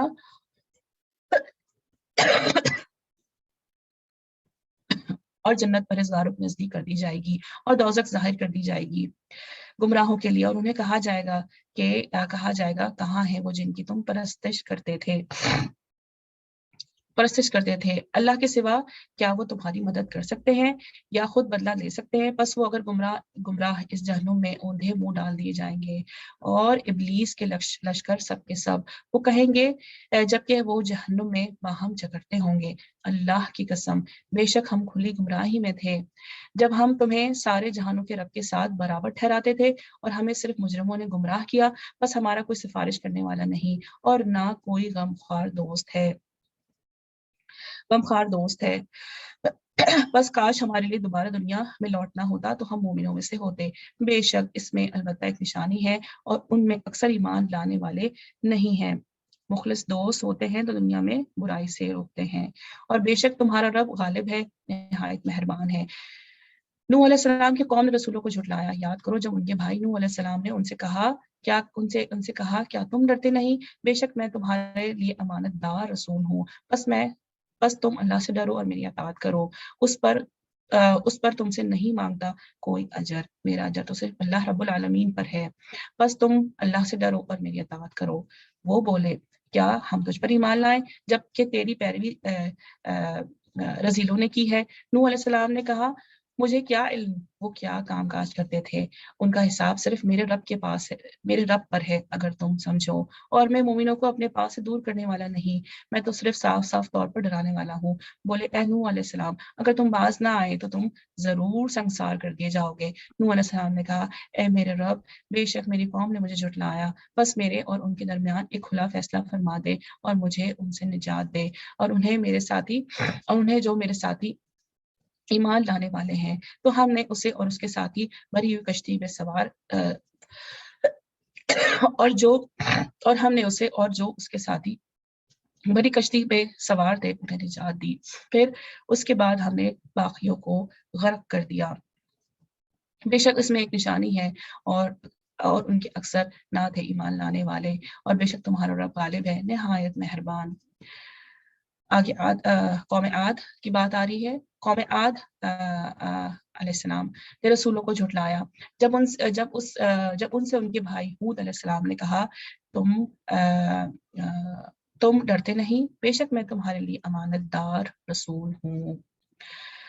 سو تم ڈرو اللہ سے اور میری اطاعت کرو، اور میں تم سے اس پر کوئی اجر نہیں مانگتا، میرا اجر تو صرف رب العالمین کے پاس ہے. کیا تم ہر بلندی پر بلا ضرورت ایک نشانی تعمیر نہیں کرتے اور تم بناتے ہو مضبوط شاندار محل کہ شاید تم رہو گے اس میں، اور جب تم کسی پر گرفت کرتے ہو تو جابر ظالم بن کر گرفت کرتے ہو. بس اللہ سے ڈرو اور میری اطاعت کرو، اور اس سے ڈرو جس نے اس سے تمہاری مدد کی جو تم جانتے ہو، یعنی مویشیوں اور بیٹوں سے تمہاری مدد کی، اور باغات اور چشموں سے. بے شک میں تم پر ایک بڑے دن کے عذاب سے ڈراتا ہوں. وہ بولے برابر ہے ہم پر، خواہ نہ تم نصیحت کرو یا نصیحت کرنے والوں میں سے نہ ہو. استغفر اللہ. جب دل سخت ہو جاتے ہیں تو کوئی چیز اثر نہیں کرتی، کوئی بھی چیز اثر نہیں کرتی. پھر فرمایا کچھ بھی نہیں ہے مگر عادت ہے اگلے لوگوں کی، اور ہم عذاب دیے جانے والوں میں سے نہیں. پھر انہوں نے اسے جھٹلایا اور ہم نے انہیں ہلاک کر دیا. بے شک ان میں سے نشانی ہے اور نہ تھے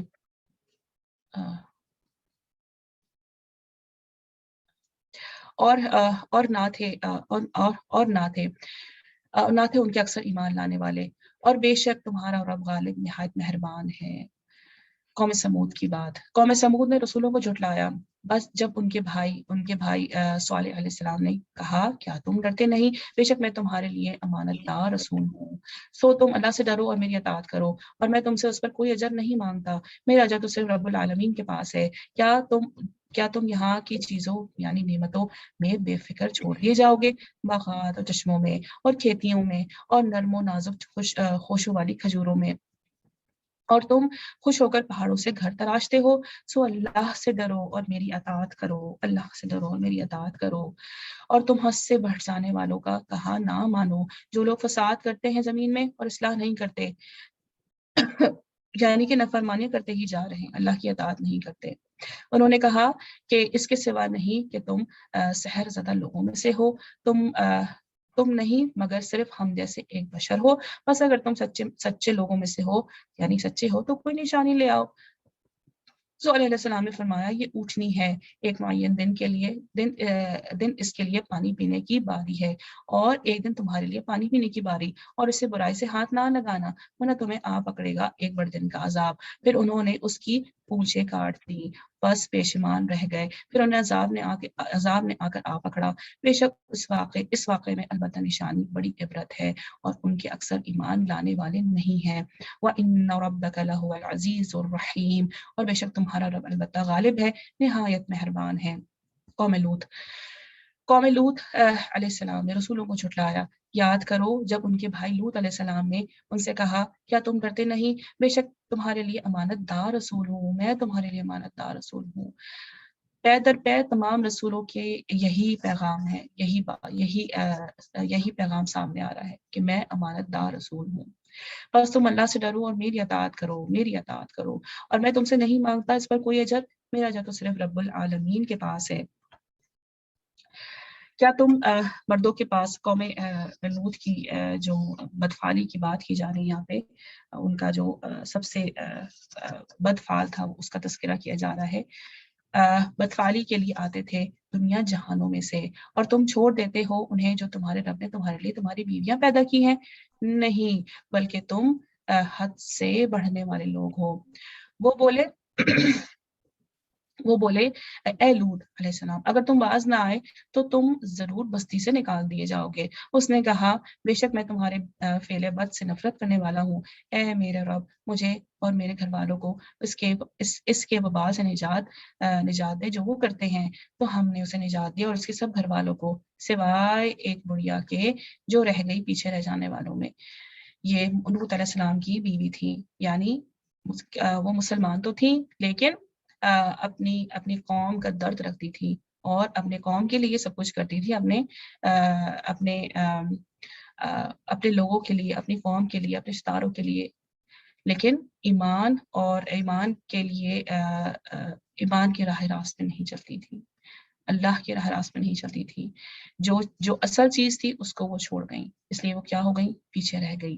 پھر ہم نے دوسروں کو ہلاک کر دیا اور ہم نے ان پر پتھروں کی بارش برسائی، بس کیا ہی بری بارش جس ان پر جنہیں عذاب سے ڈرایا گیا، بے شک اس میں ایک نشانی ہے اور ان کے اکثر ایمان لانے والے نہ تھے۔ وَإِنَّ رَبَّكَ لَهُوَ الْعَزِيزُ الرَّحِيمُ، اور بے شک تمہارا رب البتہ غالب نہایت مہربان ہے۔ جھٹلایا اکابن والوں نے رسولوں کو۔ یاد کرو جب شعیب علیہ السلام نے ان سے کہا کیا تم ڈرتے نہیں، بے شک میں تمہارے لیے رسول ہوں، امانت دار ہوں، سو اللہ سے ڈرو، میری اطاعت کرو، اور میں تم سے اس پر کوئی اجر نہیں مانگتا، میرا اجر تو صرف اللہ رب العالمین پر ہے۔ تم پورا کرو ناپ اور نقصان دینے والوں میں سے نہ ہو، اور وزن کرو ٹھیک سیدھی ترازو سے، اور تم لوگوں کو ان کی چیزیں گھٹا کر نہ دو، اور زمین میں نہ پھرو فساد مچاتے ہوئے۔ یہاں پہ قوموں کے جو ذکر ہو رہا ہے تو ہمیں غور کرنا چاہیے کہ وہ قومیں کن بدفعالوں میں گھری ہوئی تھی، اور کیا ہم بھی ان تمام بدفعالوں میں گھرے ہوئے تو نہیں ہیں۔ یہ کیوں بتایا جا رہا ہے؟ تاکہ ہم غور و فکر کریں، کیا ہمارا ایسا رویہ تو نہیں ہے؟ اگر ہے تو پھر ہمیں اس کو بدلنا ہے، ہمیں یہی بتایا جا رہا ہے یہاں پہ۔ اور ڈرو اس ذات پاک سے جس نے تمہیں پیدا کیا اور پہلی مخلوق کو کہنے لگے اس کے سوا نہیں کہ تو سحر زدہ لوگوں میں سے ہے، اور تو صرف ہم جیسا ایک بشر ہے، اور البتہ ہم تجھے جھوٹوں میں سے گمان کرتے ہیں۔ اپنے پیغمبر کو کیا کہا، جھوٹوں میں سے گمان کرتے ہیں. سو تو ہم پر آسمان کا ایک ٹکڑا گرا دے اگر تو ہے سچوں میں سے سچا ہے. شعیب علیہ السلام نے فرمایا میرا رب خوب جانتا ہے جو کچھ تم کرتے ہو. تو انہوں نے اسے کو جھٹلا دیا، بس انہیں آگ کے سائبان والے دن عذاب نے آ پکڑا. بے شک وہ بڑے سخت دن کا عذاب تھا، بے شک اس میں نشانی ہے اور ان کے اکثر ایمان لانے والے نہ تھے. وَإِنَّ رَبَّكَ لَهُوَ الْعَزِيزُ الرَّحِيمُ، اور بے شک تیرا رب غالب ہے، نہایت مہربان ہے. اور بے شک یہ قرآن سارے جہانوں کے رب کا اتارا ہوا ہے. وَإِنَّهُ لَتَنزِيلُ رَبِّ الْعَالَمِينَ، اس کو لے کر اترا ہے جبریل امین. کون لے کے اترے ہیں اس کو؟ جبریل امین لے کر اترے ہیں. قرآن کو کہاں لے کر اترے ہیں؟ دل پر لے کے اترے ہیں قرآن کو. اور سب سے اہم کو چوز کیا گیا اللہ سبحانہ و تعالیٰ نے اپنے قرآن کو اتارنے کے لیے. کہاں اتارا؟ تمہارے دل پر، تاکہ تم کیا کرو؟ تم ڈر سنانے والوں میں سے ہو، یعنی کہ تم ڈرو کہ کیا کیا اس کے اندر احکامات ہیں اور تمہیں کیا کرنا ہے اور تم کہاں جا رہے ہو. اور کیا ہے قرآن؟ روشن واضح عربی زبان میں، روشن واضح عربی زبان میں. تو اس لیے عربی پڑھنا کتنا ضروری ہے. جب تک ہم عربی نہیں پڑھیں گے، ترجمہ نہیں جانیں گے، لفظ کو نہیں سمجھیں گے، تو ہم قرآن کو کیسے سمجھیں گے؟ کتنا ضروری ہے ہمارے لیے عربی پڑھنا. اگر ترجمہ ہم پڑھ لیں گے تو وہ ضروری وہ اس کے لیے کافی نہیں ہے، وہ اس کا حق ادا نہیں ہوگا. اصل ہے اس کی عربی، اصل ہے اس کا لفظ، اصل ہے اس کا اصل معنی کہ ہمیں وہ سمجھ آئے. اس لیے عربی ہمارے لیے بہت ضروری ہے، کیونکہ ہماری کتاب عربی زبان میں ہے. ہمیں اس کو عربی میں ہی سیکھنا ہے اور عربی میں ہی سمجھنا ہے، تاکہ کیا ہو؟ ہمارے دل میں اترے.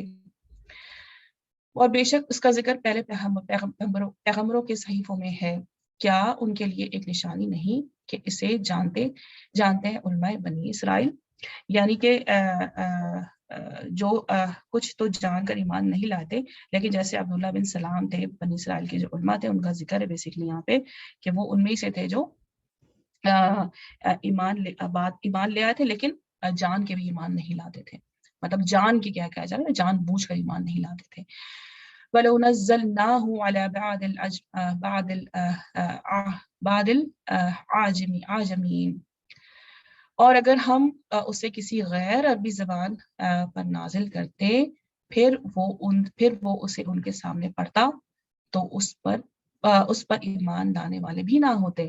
یعنی کہ اللہ سبحانہ تعالیٰ ہر طرح سے فرما رہے ہیں کہ اگر عربی زبان میں بھی اتارا تب بھی ایمان لانے والے نہیں تھے، اگر ہم اس کو غیر عربی زبان میں اتارتے تو بھی وہ ایمان لانے والے نہیں تھے، نہ ہوتے. اس طرح ہم نے مجرموں کے دلوں میں انکار داخل کر دیا، وہ اس پر ایمان نہ لائیں گے یہاں تک کہ وہ دردناک عذاب دیکھ لیں گے.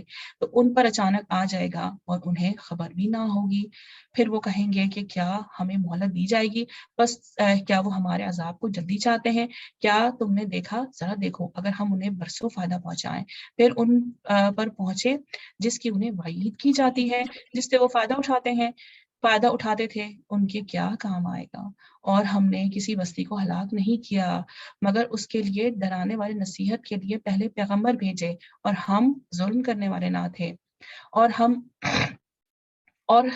اس قرآن کو شیطان لے کر نہیں اترے، اور اس قرآن کو شیطان لے کر نہیں اترے، اور ان کو سزاوار نہیں کہ وہ اس قابل نہیں، اور نہ وہ ایسا کر سکتے.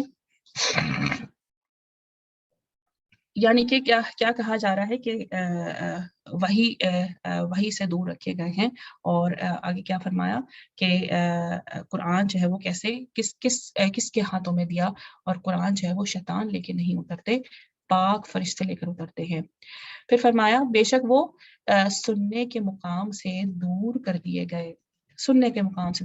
گئے، بس اللہ کے ساتھ کسی اور کو معبود نہ پکارو کہ تم مبتلا عذاب لوگوں میں سے ہو جاؤ. شرک اللہ کو پسند نہیں، اللہ سبحانہ و تعالیٰ کو گوارا نہیں ہے. اور تم اپنے قریب ترین رشتہ داروں کو ڈراؤ، یعنی کہ دین کی دعوت کا آغاز اپنے خاندان سے ہونا ہے، اپنے گھر سے ہونا ہے.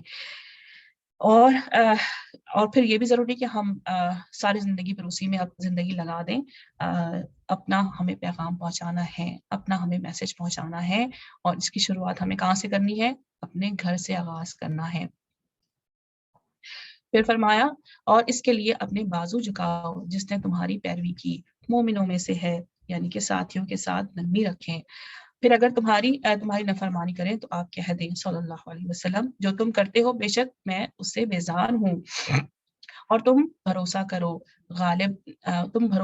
غالب نہایت مہربان ہے جو تمہیں دیکھتا ہے جب تم نماز میں کھڑے ہوتے ہو اور نمازیوں میں تمہارا پھرنا بھی دیکھتا ہے. انہ هو السمیع العلیم، بے شک وہی سننے والا ہے، وہی جاننے والا ہے. نماز میں اگر یہ خیال رہے کہ اللہ تعالیٰ دیکھ رہا ہے تو خشوع اور خضوع خود ہی آ جاتا ہے، حرکات ہماری کم ہو جاتی ہیں، ہلنے جلنے ہم کم لگتے ہیں. پھر فرمایا کیا میں تمہیں بتاؤں کس پر شیطان اترتے ہیں؟ وہ اترتے ہیں ہر بہتان لگانے والے گناہگار پر. شیطان سنی سنائی بات ان کے کان میں ڈالتے ہیں اور ان میں اکثر جھوٹے ہیں. اور رہے شاعر ان کی پیروی گمراہ لوگ کرتے ہیں. گمراہ لوگ کرتے ہیں، کیا تم نے نہیں دیکھا کہ وہ ہر وادی میں گرواں پھرتے ہیں؟ یعنی سارے شاعروں کی نہیں، لیکن اکثر کی شاعری ایسی ہوتی ہے جس میں لا یعنی باتیں ہوتی ہیں اور فحش باتیں وغیرہ ہوتی ہیں، تو بیسیکلی اس کی طرف اشارہ ہے. اور یہ کہ وہ کہتے ہیں وہ جو کرتے ہیں سوائے ان کے جو ایمان لائے اور انہوں نے اچھے عمل کیے اور اللہ کو بکثرت یاد کیا، اور انہوں نے اس کے بعد بدلہ لیا کہ ان پر ظلم ہوا. اور جن لوگوں نے ظلم کیا وہ ان قریب جان لیں گے کہ کس کروٹ انہیں لوٹ کر جانا ہے. الحمدللہ. یعنی قول و فعل کا تضاد بعض اوقات شاعری بڑی ہوتی ہے جس میں قول و فعل کا تضاد ہوتا ہے. سو بڑی حکمت کی باتیں ہیں، لیکن ان کا اثر اپنی زندگی میں کوئی نظر نہیں آتا. الحمدللہ. اگلی سورہ کا آغاز ہے ہماری سورۃ النمل. سورہ نمل مکی ہے اور الشعراء کے بعد نازل ہوئی. مکی زندگی کے درمیان تھا جب یہ سورت نازل ہوئی، اور جب آپ صلی اللہ علیہ وسلم جب یہ سورت نازل ہوئی جب آپ صلی اللہ علیہ وسلم کی جو مخالفت تھی وہ عروج پر تھی. بسم اللہ الرحمن الرحیم، اللہ کے نام سے جو نہایت رحم کرنے والا نہایت مہربان ہے. توسین حروف مقطعات. تلک آیات القرآن و کتاب مبین، یہ آیاتیں ہیں قرآن اور روشن واضح کتاب کی. اور کیا ہے یہ قرآن؟ ہدایت اور خوشخبری مومنوں کے لیے. مومنوں کے لیے ہدایت ہے اور خوشخبری کس چیز کی؟ کس کے لیے؟ جو لوگ نماز قائم کرتے ہیں اور زکوٰۃ دیتے ہیں اور وہ آخرت پر یقین رکھتے ہیں. آخرت پر یقین رکھتے ہیں. آخرت پر یقین رکھنے سے کیا ہوتا ہے کہ ہمیں یہ احساس ہوتا ہے کہ ہمیں اپنے اعمال کا جواب دینا ہے. ہم جو کر رہے ہیں ہم اس کے جواب دہ ہوں گے اس دن. اور بے شک وہ جو لوگ آخرت پر ایمان نہیں لاتے، ہم نے ان کے عمل ان کے لیے آراستہ کر دکھائے ہیں، بس وہ بھٹکتے پھرتے ہیں. یہی وہ لوگ ہیں جن کے لیے برا عذاب ہے اور وہ آخرت میں سب سے بڑھ کر خسارہ ہے. اور بے شک تمہیں قرآن حکمت والے علم والے کی طرف سے دیا جاتا ہے. سبحان اللہ. پھر بات ہوئی موسیٰ علیہ السلام کی. اور یاد کرو جب موسیٰ علیہ السلام نے اپنے گھر والوں سے کہا بے شک میں نے ایک آگ دیکھی ہے، میں ابھی تمہارے پاس اس کی کوئی خبر لاتا ہوں یا آگ کا انگارہ تمہارے پاس لاتا ہوں تاکہ تم سیکو. اس وقت جو تھا سردی کا موسم تھا، اس لیے سیکنے کی بات ہوئی یہاں پہ کہ سردی کا موسم تھا. بس جب وہ آگ کے پاس آیا تو اللہ تعالیٰ کی طرف سے ندا کی گئی برکت دیا گیا جو آگ میں جلوہ افروز ہے، جو اس کے آس پاس ہے. موسیٰ علیہ السلام اور پاک ہے اللہ سارے جہانوں کا پروردگار. اے موسیٰ علیہ السلام، حقیقت یہ ہے کہ میں ہی اللہ غالب حکمت والا ہوں. تو اپنا عصا نیچے ڈال دے. بس جب اس نے اسے دیکھا لہراتا ہوا دیکھا تو گویا وہ سانپ ہے. تو موسیٰ علیہ السلام پیٹھ پھیر کر لوٹ گئے اور اس نے مڑ کر نہ دیکھا۔ ارشاد ہوا، اے موسیٰ علیہ السلام تو خوف نہ کھا، بے شک میرے پاس رسول خوف نہیں کھاتے، مگر جس نے ظلم کیا پھر اس نے برائی کے بعد اسے بھلائی سے بدل ڈالا تو بے شک میں بخشنے والا مہربان ہوں۔ اور اپنا ہاتھ اپنی گریبان میں ڈال، وہ کسی عیب کے بغیر سفید روشن ہو کر نکلے گا۔ 9 نشانیوں میں سے یہ 2 معجزے لے کر فرعون اور اس کی قوم کی طرف جا، بے شک وہ نافرمان قوم ہے۔ پھر جب ان کے پاس آئیں آنکھیں کھولنے والی ہماری نشانیاں، وہ بولے یہ کھلا جادو ہے، انہوں نے اس کا انکار کیا حالانکہ ان کے دلوں کو اس کا یقین تھا۔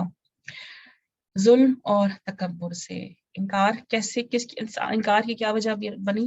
ظلم اور تکبر۔ تو دیکھو فساد کرنے والوں کا کیسا انجام ہوا۔ وَلَقَدْ آتَيْنَا دَاوُودَ سُلَيْمَانَ عِلْمًا، آگے مزید 2 پیغمبر علیہ السلام کی بات، داؤد اور سلیمان علیہ السلام۔ اور تحقیق ہم نے دیا داؤد اور سلیمان کو علیہ السلام کو بڑا علم، اور انہوں نے کہا تمام تعریفیں اللہ کے لیے ہیں، وہ جس نے ہمیں فضیلت دی اکثر اپنے مومن بندوں پر۔ اللہ سبحانہ و تعالیٰ نے 300 سے زائد رسول بھیجے، جس میں 5 اولو العزم رسول ہیں۔ اس کے بعد داؤد علیہ السلام اور سلیمان علیہ السلام بھی بڑے اہم رسول۔ تو داؤد علیہ السلام اور سلیمان علیہ السلام کو بھی باقی پیغمبروں پر فضیلت عطا ہوئی تھی، اور وہ کیا فضیلت تھی؟ علم کی۔ علم بہت بڑی نعمت ہے، حالانکہ ان کے پاس اور بھی بہت کچھ عطا کیا گیا تھا، لیکن اللہ سبحانہ و تعالیٰ نے ان کی باقی چیزوں کا ذکر نہیں کیا۔ کس چیز کا ذکر کیا ہے؟ ان کے علم کا ذکر کیا ہے، یعنی فضیلت کی بنیاد علم ہے۔ اور سلیمان علیہ السلام داؤد علیہ السلام کا وارث ہوا، اور اس نے کہا اے لوگو مجھے سکھائی گئی ہے پرندوں کی بولی۔ اب خصوصیات بتائی جا رہی ہیں جو معجزے دیے گئے دونوں پیغمبران علیہ السلام کو، پرندوں کی بولی، اور ہمیں ہر چیز سے ہر نعمت دی گئی۔ سبحان اللہ، جب نعمت دی گئی تو کیا کہا گیا؟ ان ھذا لہو الفضل المبین، بے شک یہ کھلا فضل ہے۔ اور پھر کیا فرمایا؟ اور سلیمان علیہ السلام کے لیے اس کا لشکر جنوں، انسانوں اور پرندوں کا جمع کیا گیا، بس وہ روکے جاتے تھے، یعنی کہ یہ لشکر جو تھے جب اکٹھے کیے گئے تھے ہر قسم کے، تو ان کی باضابطے ٹریننگ ہوتی تھی اور ان کو ڈسپلین میں رکھا جاتا تھا، یہاں تک کہ وہ چونٹیوں کے میدان میں آئے۔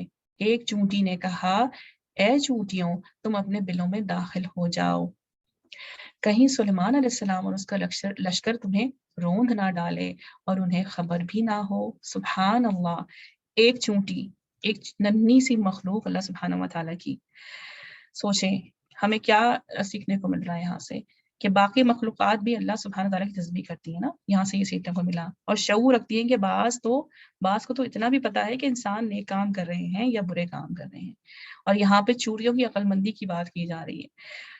رسول اللہ صلی اللہ علیہ وسلم نے فرمایا، حدیث کا مفہوم ہے، انبیاء میں سے ایک نبی کو ایک چونٹی نے کاٹ لیا تو ان کے حکم پر چونٹیوں کے گھر جلا دیے گئے، تو ظاہر ہے کہ چونٹیاں بھی ہوں گی اس میں، اور اس پر اللہ نے ان کے پاس وحی بھیجی کہ اگر تمہیں ایک چونٹی نے کاٹ لیا تو تم نے اللہ کی مخلوقات میں سے ایسی خلق کو جلا کر خاک کر لیا جو اللہ کی تسبیح بیان کر رہی تھی۔ اللہ اکبر۔ اللہ تعالیٰ کی تمام مخلوقات ہیں، تو ہمیں ہر مخلوقات پہ اللہ سبحانہ و تعالیٰ کی رحم کرنا چاہیے۔ پھر فرمایا تو وہ ہنستے ہوئے مسکرایا، سبحان اللہ، اس کی بات سے، اور کہا اے میرے رب مجھے توفیق دے۔ بہت ہی خوبصورت دعا سلیمان علیہ السلام کی۔ وقال ربی اوزعنی ان اشکر نعمتک التی انعمت علی وعلی والدی وان عمل صالحا ترضاہ ادخلنی برحمتک فی عبادک الصالحین۔ اے میرے رب مجھے توفیق دے کہ میں تیری نعمت کا شکر ادا کروں، یعنی کتنی ساری نعمتیں دی ہیں اور کیا کر رہے ہیں؟ شکر ادا کر رہے ہیں۔ اتنی بڑی بادشاہت عطا کی اللہ سبحانہ و تعالیٰ نے، اتنا علم عطا کیا، اور کتنی عاجزی، اور کیا فرما رہے ہیں کہ نعمت کا شکر ادا کروں۔ تو تو نے مجھ پہ انعام فرمائی ہے اور میرے ماں باپ پر، اور یہ کہ میں نیک کام کروں. اتنی نعمتیں پا کر بھی کیا کریں، کیا دعا مانگ رہے ہیں کہ میں نیک کام کروں، وہ کام جو تو پسند کرے، اور اپنی رحمت سے مجھے اپنے نیک بندوں میں شامل فرما. اور اس نے پرندوں کا جائزہ لیا تو کہا کیا بات ہے، میں ہدہد کو نہیں دیکھتا، کیا وہ غائب ہو جانے والوں میں سے ہے؟ سبحان اللہ. آیت اتنی حکمتیں ہیں اس میں کہ انسان حیران ہو جاتا ہے. ایک طرف یہ پتہ چلتا ہے کہ سلیمان علیہ السلام کے لیے جو لشکر اکٹھے کیے گئے تھے ان کا باقاعدہ ریکارڈ رکھا جاتا تھا، ان کی باضابطے اٹینڈنس ہوتی تھی، کیونکہ منظم طریقے سے کام کرنے کے نتائج کچھ اور ہوتے ہیں نا. سو اس لیے یہاں پہ ہمیں کیا مل رہا ہے کہ ان کو ایک ڈسپلین سکھایا جاتا تھا. تو ہمیں بھی اپنی زندگی میں کیا رکھنا ہے، ڈسپلین کے ساتھ ہر کام کرنا ہے. اپنی زندگی میں ڈسپلین رکھنا ہے، ایک کنسسٹنسی کے ساتھ کام کرنا ہے. جب ہم یہ دونوں چیزیں شامل رکھیں گے تو ہماری بھی زندگی جو ہے وہ بجا نہیں ہے کہ سیدھے راستے پر منظم ہو جائے گی اور ہم ایک منظم شخصیت نکلیں گے. اصل میں ہم چاہتے کیا ہیں کہ ہم چاہتے ہیں کہ اپنی دنیا کو پورا وقت دے دیں، جبکہ تھوڑا سا جو وقت ملا ہے نا، تھوڑا سا وہ وقت کس کو دے دیں، باقی جو بچ گیا بڑھاپے میں آ کے وہ تھوڑا وقت ہم دین میں اپنی حاضری لگوا دیں. سوچیں، یہ ہمارا عمل ہوتا ہے. اور یہاں پہ ہمیں ڈسپلین سکھایا جا رہا ہے پرندوں کے ذریعے. پھر فرمایا البتہ میں اسے ضرور سخت سزا دوں گا. دیکھیں کتنا اٹینڈنس کو فالو کیا ہے نا، کہ میں سخت سزا دوں گا. وہ گیا کہاں؟ اسے ذبح کر ڈالوں گا، یا اسے ضرور کوئی معقول وجہ میرے پاس پیش کرنی چاہیے. اللہ اکبر. اتنی سخت سزا غائب ہونے کی، اور ہم کلاس کے اندر کیسے غائب ہو جاتے ہیں. اللہ اکبر. کوئی بھی کلاس ہو رہی ہوتی ہے ہماری، غیر حاضری کی، جتنے بڑے مشن سے جو غیر حاضر ہوتا ہے اتنا بڑا جرم کرتا ہے. یہ سیکھنے کو مل رہا ہے. پھر فرمایا کہ سو اس ہدہد نے تھوڑی سی دیر کی، پھر کہا کہ میں نے معلوم کیا ہے کہ جو تم کو معلوم نہیں، اور میں تمہارے پاس سبا سے ایک یقینی خبر لایا ہوں. بے شک میں نے ایک عورت کو دیکھا ہے، وہ ان پر بادشاہت کرتی ہے، اور اسے ہر شے دی گئی ہے، اور اس کے لیے ایک بڑا تخت ہے.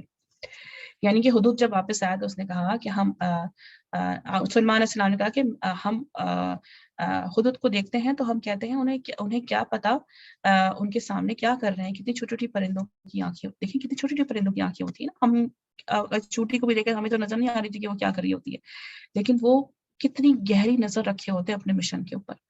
سبحان اللہ. ہر چیز، ہر پرندہ، چاہے وہ چونٹی ہو، چاہے وہ عقاب ہو، چیل ہو، سو وہ جب وہ شکار کرنے جاتا ہے تو کیسے شکار کو پکڑتا ہے.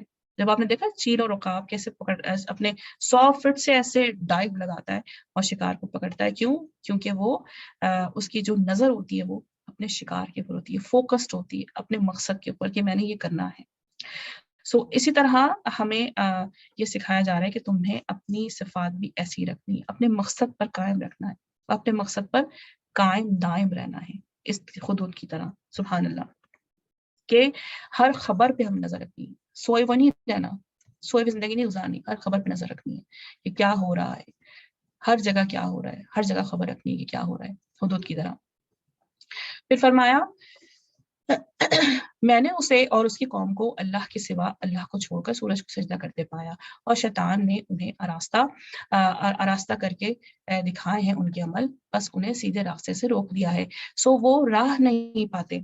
سبحان اللہ. ہدہد کو سمجھ ہے کہ اللہ رب العالمین کون ہے. سبحان اللہ. آج سجدہ آ رہی ہے. اور اللہ کو کیوں سجدہ نہیں کرتے، وہ جو آسمانوں میں ہے اور زمین میں چھپی ہوئی چیزوں کو نکالتا ہے، اور وہ جانتا ہے کہ جو تم چھپاتے ہو اور جو تم ظاہر کرتے ہو.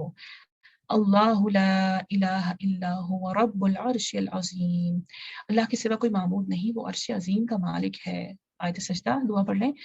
سجدہ وجہ للذی خلقہ وشق سمعه وبصره وبحوله وقوته فتبارك الله احسن الخالقین. پھر فرمایا سلیمان علیہ السلام نے کہا ہم ابھی دیکھ لیں گے تو کیا تو نے سچ کہا ہے یا تو جھوٹوں میں سے ہے، جھوٹا ہے. میرا یہ خط لے جا، بس ان کی طرف ڈال دے، پھر ان سے لوٹ آ، پھر دیکھ وہ کیا جواب دیتے ہیں. وہ عورت کہنے لگی اے سردار بے شک میری طرف ایک باوقت خط ڈالا گیا، بے شک وہ سلیمان علیہ السلام کی طرف سے ہے، اور بے شک وہ یوں ہے بسم اللہ الرحمن الرحیم، ہر چیز کی شروعات اللہ کے نام سے، یہ پتہ چل رہا ہے ہمیں۔ خط کی شروعات کس سے ہوئی ہے؟ اللہ کے نام سے، اللہ کے نام سے خط لکھا گیا، شروع میں اللہ کے نام سے خط شروع کیا گیا لکھنا۔ سو ہمیں بھی کیا سبق مل رہا ہے کہ ہمیں بھی اپنے ہر کام کو شروع کرنے سے پہلے اللہ کا نام ضرور لینا چاہیے۔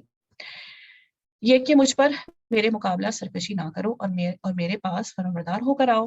وہ بولی اے سردار میرے معاملے میں مجھے رائے دو، میں کسی معاملے میں فیصلہ کرنے والی نہیں، فیصلہ نہیں کرتی جب تک تم موجود نہ ہو۔ وہ بولے ہم قوت والے بڑے لڑنے والے ہیں، یہ فیصلہ تیرے اختیار میں ہے، تو دیکھ لے تجھے کیا حکم کرنا ہے۔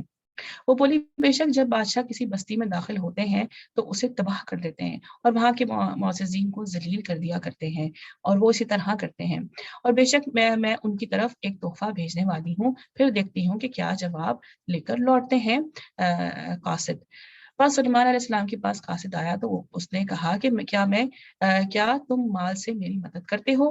بس جو اللہ نے مجھے دیا ہے وہ بہتر ہے اس سے جو اس نے تمہیں دیا ہے، بلکہ تم اپنے تحفے سے خوش ہوتے ہو تو ان کی طرف لوٹ جا، سو ہم ان پر ضرور لائیں گے ایسا لشکر جس کے مقابلے کی انہیں طاقت نہ ہوگی، اور ہم ضرور انہیں وہاں سے ذلیل کر کے نکال دیں گے، اور وہ خوار ہوں گے۔ سلیمان علیہ السلام نے کہا اے سردار تم میں سے کون اس کا تخت میرے پاس لائے گا اس سے قبل کہ وہ میرے پاس فرمانبردار ہو کر آئیں؟ کہا جنات میں سے کوئی ایک قوی ہیکل نے بے شک میں اس کو آپ کے پاس اس سے قبل لے آؤں گا کہ آپ اپنی جگہ سے کھڑے ہوں، اور میں بے شک اس پر البتہ قوت والا امانت دار ہوں۔ جن کیا کہہ رہے ہیں کہ میں امانت دار ہوں، قوت والا ہوں۔ اس شخص نے کہا کہ جس کے پاس کتاب الہی کا علم تھا میں اس کو تمہارے پاس اس سے قبل لے آؤں گا کہ تمہاری آنکھ پلک جھپکے۔ بس جب سلیمان علیہ السلام نے اچانک اسے اپنے پاس رکھا ہوا دیکھا تو اس نے کہا، کیا کہا؟ ھذا من فضل ربی، ھذا من فضل ربی۔ سبحان اللہ، یعنی ہمیں کیا سکھایا جا رہا ہے کہ نعمت پا کر ہم بھی کیا کہیں، کوئی بھی نعمت کوئی بھی چیز ہمیں ملے اللہ سبحانہ وتعالیٰ کی طرف سے، شکر کے ساتھ ساتھ ہمیں کیا کلمات ادا کرنے ہیں، ھذا من فضل ربی، کہ یہ میرے رب کا فضل ہے، جو بھی مجھے ملا ہے یہ میرے رب کا فضل ہے، تاکہ وہ مجھے آزمائے آیا میں شکر کرتا ہوں یا میں ناشکری کرتا ہوں، اور جسے شکر کیا تو بس وہ اپنی ذات کے لیے شکر کرتا ہے، اور جسے ناشکری کی تو بے شک میرا رب بے نیاز کرم کرنے والا ہے۔ اس نے کہا ملکہ کے امتحان کے لیے اس کے تخت کو انجان طریقے سے بدل دو، ہم دیکھیں گے کہ آیا وہ سمجھ جاتی ہے یا ان لوگوں میں سے ہوتی ہے جو نہیں سمجھتے۔ بس وہ آئی اس سے کہا گیا کیا تیرا تخت ایسا ہی ہے؟ وہ بولی گویا یہ وہی ہی ہے، اور ہمیں اس سے قبل ہی علم ہو گیا تھا، اور ہم ہیں مسلمان فرمانبردار۔ اور سلیمان علیہ السلام نے اس سے روکا جس کی وہ اللہ کے سوا پرستش کرتی تھی، بے شک کافروں کی قوم میں سے تھی۔ اس سے کہا گیا کہ محل میں داخل ہو جا، اس سے کہا کہ محل میں داخل ہو جا۔ جب اس ملکہ نے اس کے فرش کو دیکھا تو اسے گہرا پانی سمجھا اور پائچے اٹھا کر اپنی پنڈلیاں کھول دی۔ اس سلیمان علیہ السلام نے کہا بے شک یہ شیشوں سے جڑا ہوا محل ہے۔ وہ بولی سبحان اللہ، وہ بولی اے میرے رب، بے شک اے میرے رب، ربی انی ظلمت نفسی واسلمت مع سلیمان للہ رب العالمین۔ اے میرے رب، بے شک میں نے اپنی جان پر ظلم کیا، اور اب میں سلیمان علیہ السلام کے ساتھ سلیمان علیہ السلام کے طریق پر تمام جہانوں کے رب پر ایمان لائی ہوں۔ سبحان اللہ۔ دیکھیں لیٹسٹ ٹیکنالوجی، یعنی کہ فلور ایسے بنے تھے جو شیشے کے ہوتے ہیں نا، اور نیچے سے روشنی اور پانی وغیرہ نظر آ رہا تھا، تبھی اس نے پانچ اوپر کر لیا اپنے، اور یہ ٹیکنالوجی ہزاروں سال پہلے بھی اللہ تعالیٰ نے ان کو دے رکھی تھی۔ سبحان اللہ، کہ وہ اپنے محل کو کس طرح تعمیر کر سکتے تھے۔ سبحان اللہ۔ اور تحقیق ہم نے قوم سمود کی طرف ان کے بھائی صالح کو بھیجا علیہ السلام کو بھیجا کہ اللہ کی عبادت کرو، بس ناگہاں اور دو فریق ہو گئے، باہم جھگڑنے لگے۔ اس نے کہا اے میری قوم، تم بھلائی سے پہلے برائی کے لیے کیوں جلدی کرتے ہو؟ تم اللہ سے بخشش کیوں نہیں مانگتے تاکہ تم پر رحم کیا جائے؟ وہ بولے ہم نے تجھ سے اور تیرے ساتھیوں سے برا شگون لیا ہے۔ اس نے کہا تمہاری بدشگونی اللہ کے پاس اللہ کی طرف سے ہے، بلکہ تم ایک قوم ہو جو آزمائے جاتے ہو۔ اور شہر میں تھے 9 شخص، وہ ملک میں فساد کرتے تھے اور اصلاح نہ کرتے تھے۔ وہ کہنے لگے ہاں تو تم باہم اللہ کی قسم کھاؤ، البتہ ہم ضرور اس پر اور اس کے گھر والوں پر جخشوں ماریں گے، پھر اس کے وارثوں کو کہہ دیں گے ہم اس کے گھر والوں کی ہلاکت کے وقت موجود ہی نہ تھے، اور بے شک البتہ ہم سچے ہیں۔ اور انہوں نے ایک مکر کیا اور ہم نے بھی ایک خفیہ تدبیر کی، اور وہ نہ جانتے تھے، بے خبر تھے۔ بس دیکھو ان کے مکر کا انجام کیا ہوا کہ ہم نے انہیں ان کی قوم سب کو تباہ کر ڈالا۔ اب یہ ان کے گھر ہیں، گرے پڑے ہیں ان کے ظلم کے سبب، بے شک اس میں ان لوگوں کے لیے نشانی ہے جو جانتے ہیں۔ اور ہم نے ان لوگوں کو نجات دی جو ایمان لائے اور وہ پرہیزگار تھے۔ اللہ کی مدد انہی کے ساتھ ہوتی ہے جو اللہ پہ ایمان لاتے ہیں اور پرہیزگار جو تقوی اختیار کرتے ہیں۔ اور یاد کرو جب لوط علیہ السلام نے قوم سے کہا کیا تم بہائی پر اتر آئے ہو، اور تم دیکھتے ہو کہ تم عورتوں کو چھوڑ کر مردوں کے پاس شہوت لانے کے لیے آتے ہو، بلکہ تم لوگ جہالت کرتے ہو۔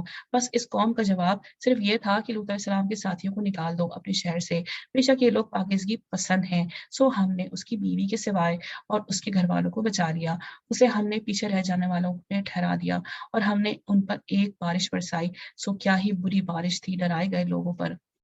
آپ صلی اللہ علیہ وسلم قل الحمد للہ وسلام علی عبدہ الذین اصطفیٰ، آپ صلی اللہ علیہ وسلم فرما دیں تمام تعریف اللہ کے لیے ہیں اور اس کے بندوں پر سلام ہو جنہیں اس نے چن لیا۔ کیا اللہ بہتر ہے یا وہ جنہیں وہ شریک ٹھہراتے ہیں؟ الحمدللہ، اللہ سبحانہ و تعالیٰ سے دعا ہے کہ وہ ہمیں عمل کی توفیق عطا فرمائیں۔ پارہ 19 کی ہم چھوٹی ہائی لائٹس دیکھ لیتے ہیں، کچھ پوائنٹ۔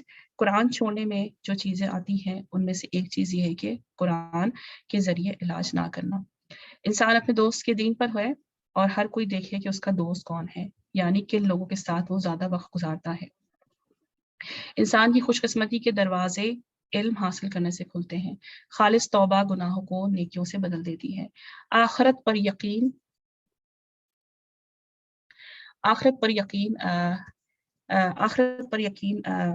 یقین انسان کو نیکی کی طرف رغبت دلاتا ہے۔ ہر پیغمبر کا ایک ہی پیغام تھا کہ لوگ صرف ایک اللہ کی عبادت کریں اور اسی سے ڈریں۔ ہر کام اپنی خواہش اور مرضی کا نہیں کرنا، کہ اگر خواہش کا ہوگا اپنی مرضی کا ہوگا تو پھر وہ گمراہی کا راستہ۔ قرآن سمجھنے کے لیے عربی زبان جاننا ضروری ہے۔ کسی کے بارے میں کوئی رائے کام کرنے سے اس کو کوئی سزا دینے سے پہلے بات کی تحقیق کر لینی چاہیے۔ دین اور دنیا کے دین اور دنیا کے اچھے کاموں میں ایک دوسرے کی مدد کرنی چاہیے۔ ظلم سے گھر برباد ہو جاتے ہیں اور نرمی سے خیر آتی ہے۔ عباد الرحمن کی چال بڑی باوقار ہوتی ہے، یعنی آپ چلتے ہوئے بھی خوبصورت نظر آئیں تو رحمان کے خاص بندے ہیں۔ الحمدللہ الحمدللہ۔ پارہ ہمارا یہاں پہ ختم ہوا الحمدللہ، اور ہم دعا کی طرف چلتے ہیں انشاءاللہ تعالی۔ اور آج کی جو دعا ہے ہماری پارہ سے ریلیٹڈ ہی ہے۔ ربنا هب لنا من ازواجنا وذرياتنا قرة اعين واجعلنا للمتقين اماما۔ اے ہمارے رب ہمیں اپنی بیویوں اور اولاد سے آنکھوں کی ٹھنڈک عطا فرما اور ہمیں متقین کا امام بنا۔ کوئی سسٹر پڑھنا چاہ رہی ہیں میرے ساتھ؟ جی زینب جی۔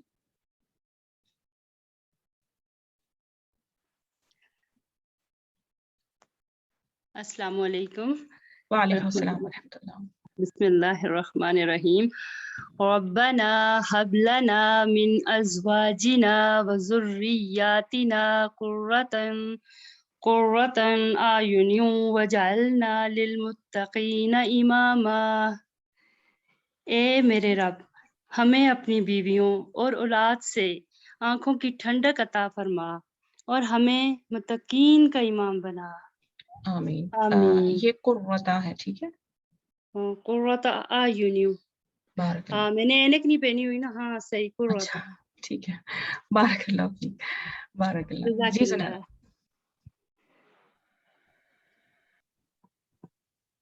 جی.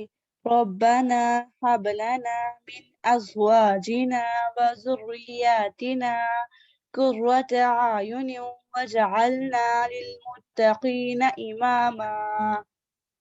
اے ہمارے رب، ہمیں اپنی بیویوں اور اولادوں سے آنکھوں کی ٹھنڈک عطا فرما اور ہمیں متقین کا امام بنا.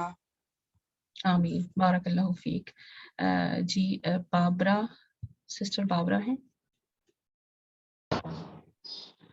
ربنا هب لنا من ازواجنا وذرياتنا قرة اعين واجعلنا للمتقين اماما.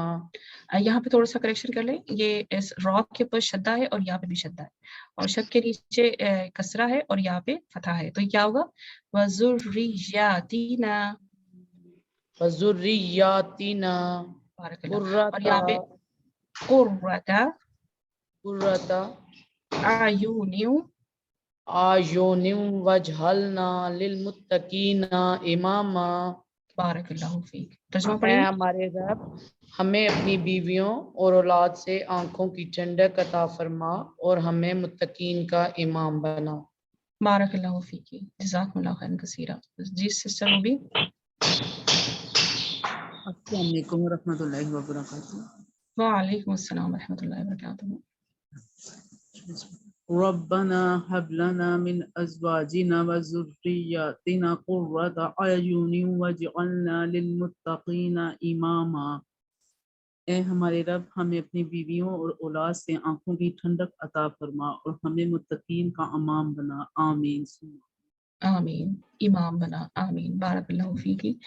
جزاکم اللہ خیرا کثیرا. چلتے ہیں اپنے ریفلیکشن پوائنٹ کی طرف، اور آپ لوگوں نے کیا کیا اپنے لیے عمل کے پوائنٹ لکھے ہیں، کیا لکھے جائیں گے آج کے پارے سے. ضرور شیئر کریں آپ نے کیا سیکھا آج پارے سے. اور جو ہے جی زنیرا.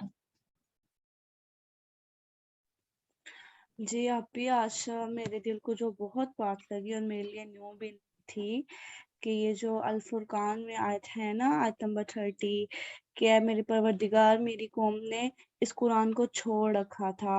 تو اس کی لسٹ میں وہ لوگ بھی آتے ہیں جو قرآن کے ذریعے اپنا علاج نہیں کرتے. تو یہ میرے دل کو بہت زیادہ بات لگی. بارک اللہ. بالکل، قرآن تو ہر چیز کا علاج قرآن میں بتایا گیا، اور یہی چھوڑنے کی وہ بتائی گئی کہ قرآن کو کیسے چھوڑ کے رکھتے ہیں.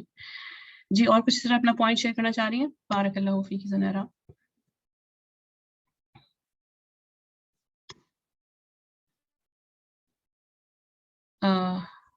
جی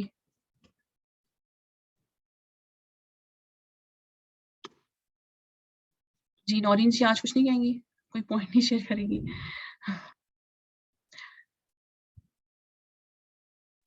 جی السلام علیکم ورحمۃ اللہ وبرکاتہ. میں یہ ایک خاص جو میں نے لیا وہ یہ کہ قلب سلیم کے لیے ہمیں جو ہے نا اللہ تعالیٰ سے دعا، اللہ تعالیٰ ہمیں عطا فرمائے، اور جو ہے نا جو سچا اللہ کے لیے خالص ہو دل ہمارا، اس کے لیے دعا کرنی ہے. اور یہی میں نے آج آپ سے شیئر کرنا تھا. خیر. بارک اللہ فیک. قلب سلیم کے لیے دعا کرنی ہے. بہت خوبصورت پوائنٹ. بارک اللہ. جی ناہید جی. جی السلام علیکم ورحمۃ اللہ وبرکاتہ. وعلیکم السلام ورحمۃ اللہ وبرکاتہ. جی میرے آج کے پوائنٹ ہے، اپنی خواہشات پر نہیں چلنا ہے، ہر کام کو اپنی مرضی کے مطابق کرنا، یہ خواہشات نفس کو الہ بنانا ہے. تو اللہ کی رضا کو سامنے رکھ کر کام کرنا ہے. اگر ہمارا گول جنت ہے تو ہم کو اپنی خواہشات کے نفس سے بچنا ہے. اور ایک پوائنٹ ہے، اسراف اور بخیلی سے بچنا ہے اور میانہ روی اختیار کرنی ہے. اور ایک پوائنٹ ہے، کائنات کی چیزوں پر غور و فکر کر کے اللہ کا شکر گزار بندے بننا ہے. آسمان، سورج، چاند وغیرہ پر غور و فکر کرنی ہے. بارک اللہ، بہت ہی خوبصورت پوائنٹ کہ اپنی نفس سے ہٹ کے ہم نے اپنے معاملات کو طے کرنا ہے، خاص کر جو ہمارا تعلق اللہ سبحانہ و تعالیٰ کے ساتھ ہے. بہت ہی خوبصورت ناہید جی پوائنٹ، بارک اللہ فیکی. اللہ سبحانہ و تعالیٰ ہمارا عمل بدل دیں، ہمارے عمل میں اضافہ فرمائے، ہمیں استقامت عطا فرمائے اپنی کتاب کو پڑھنے کے بعد. آمین. کوئی اور سسٹر شیئر کرنا چاہ رہی ہے پوائنٹ؟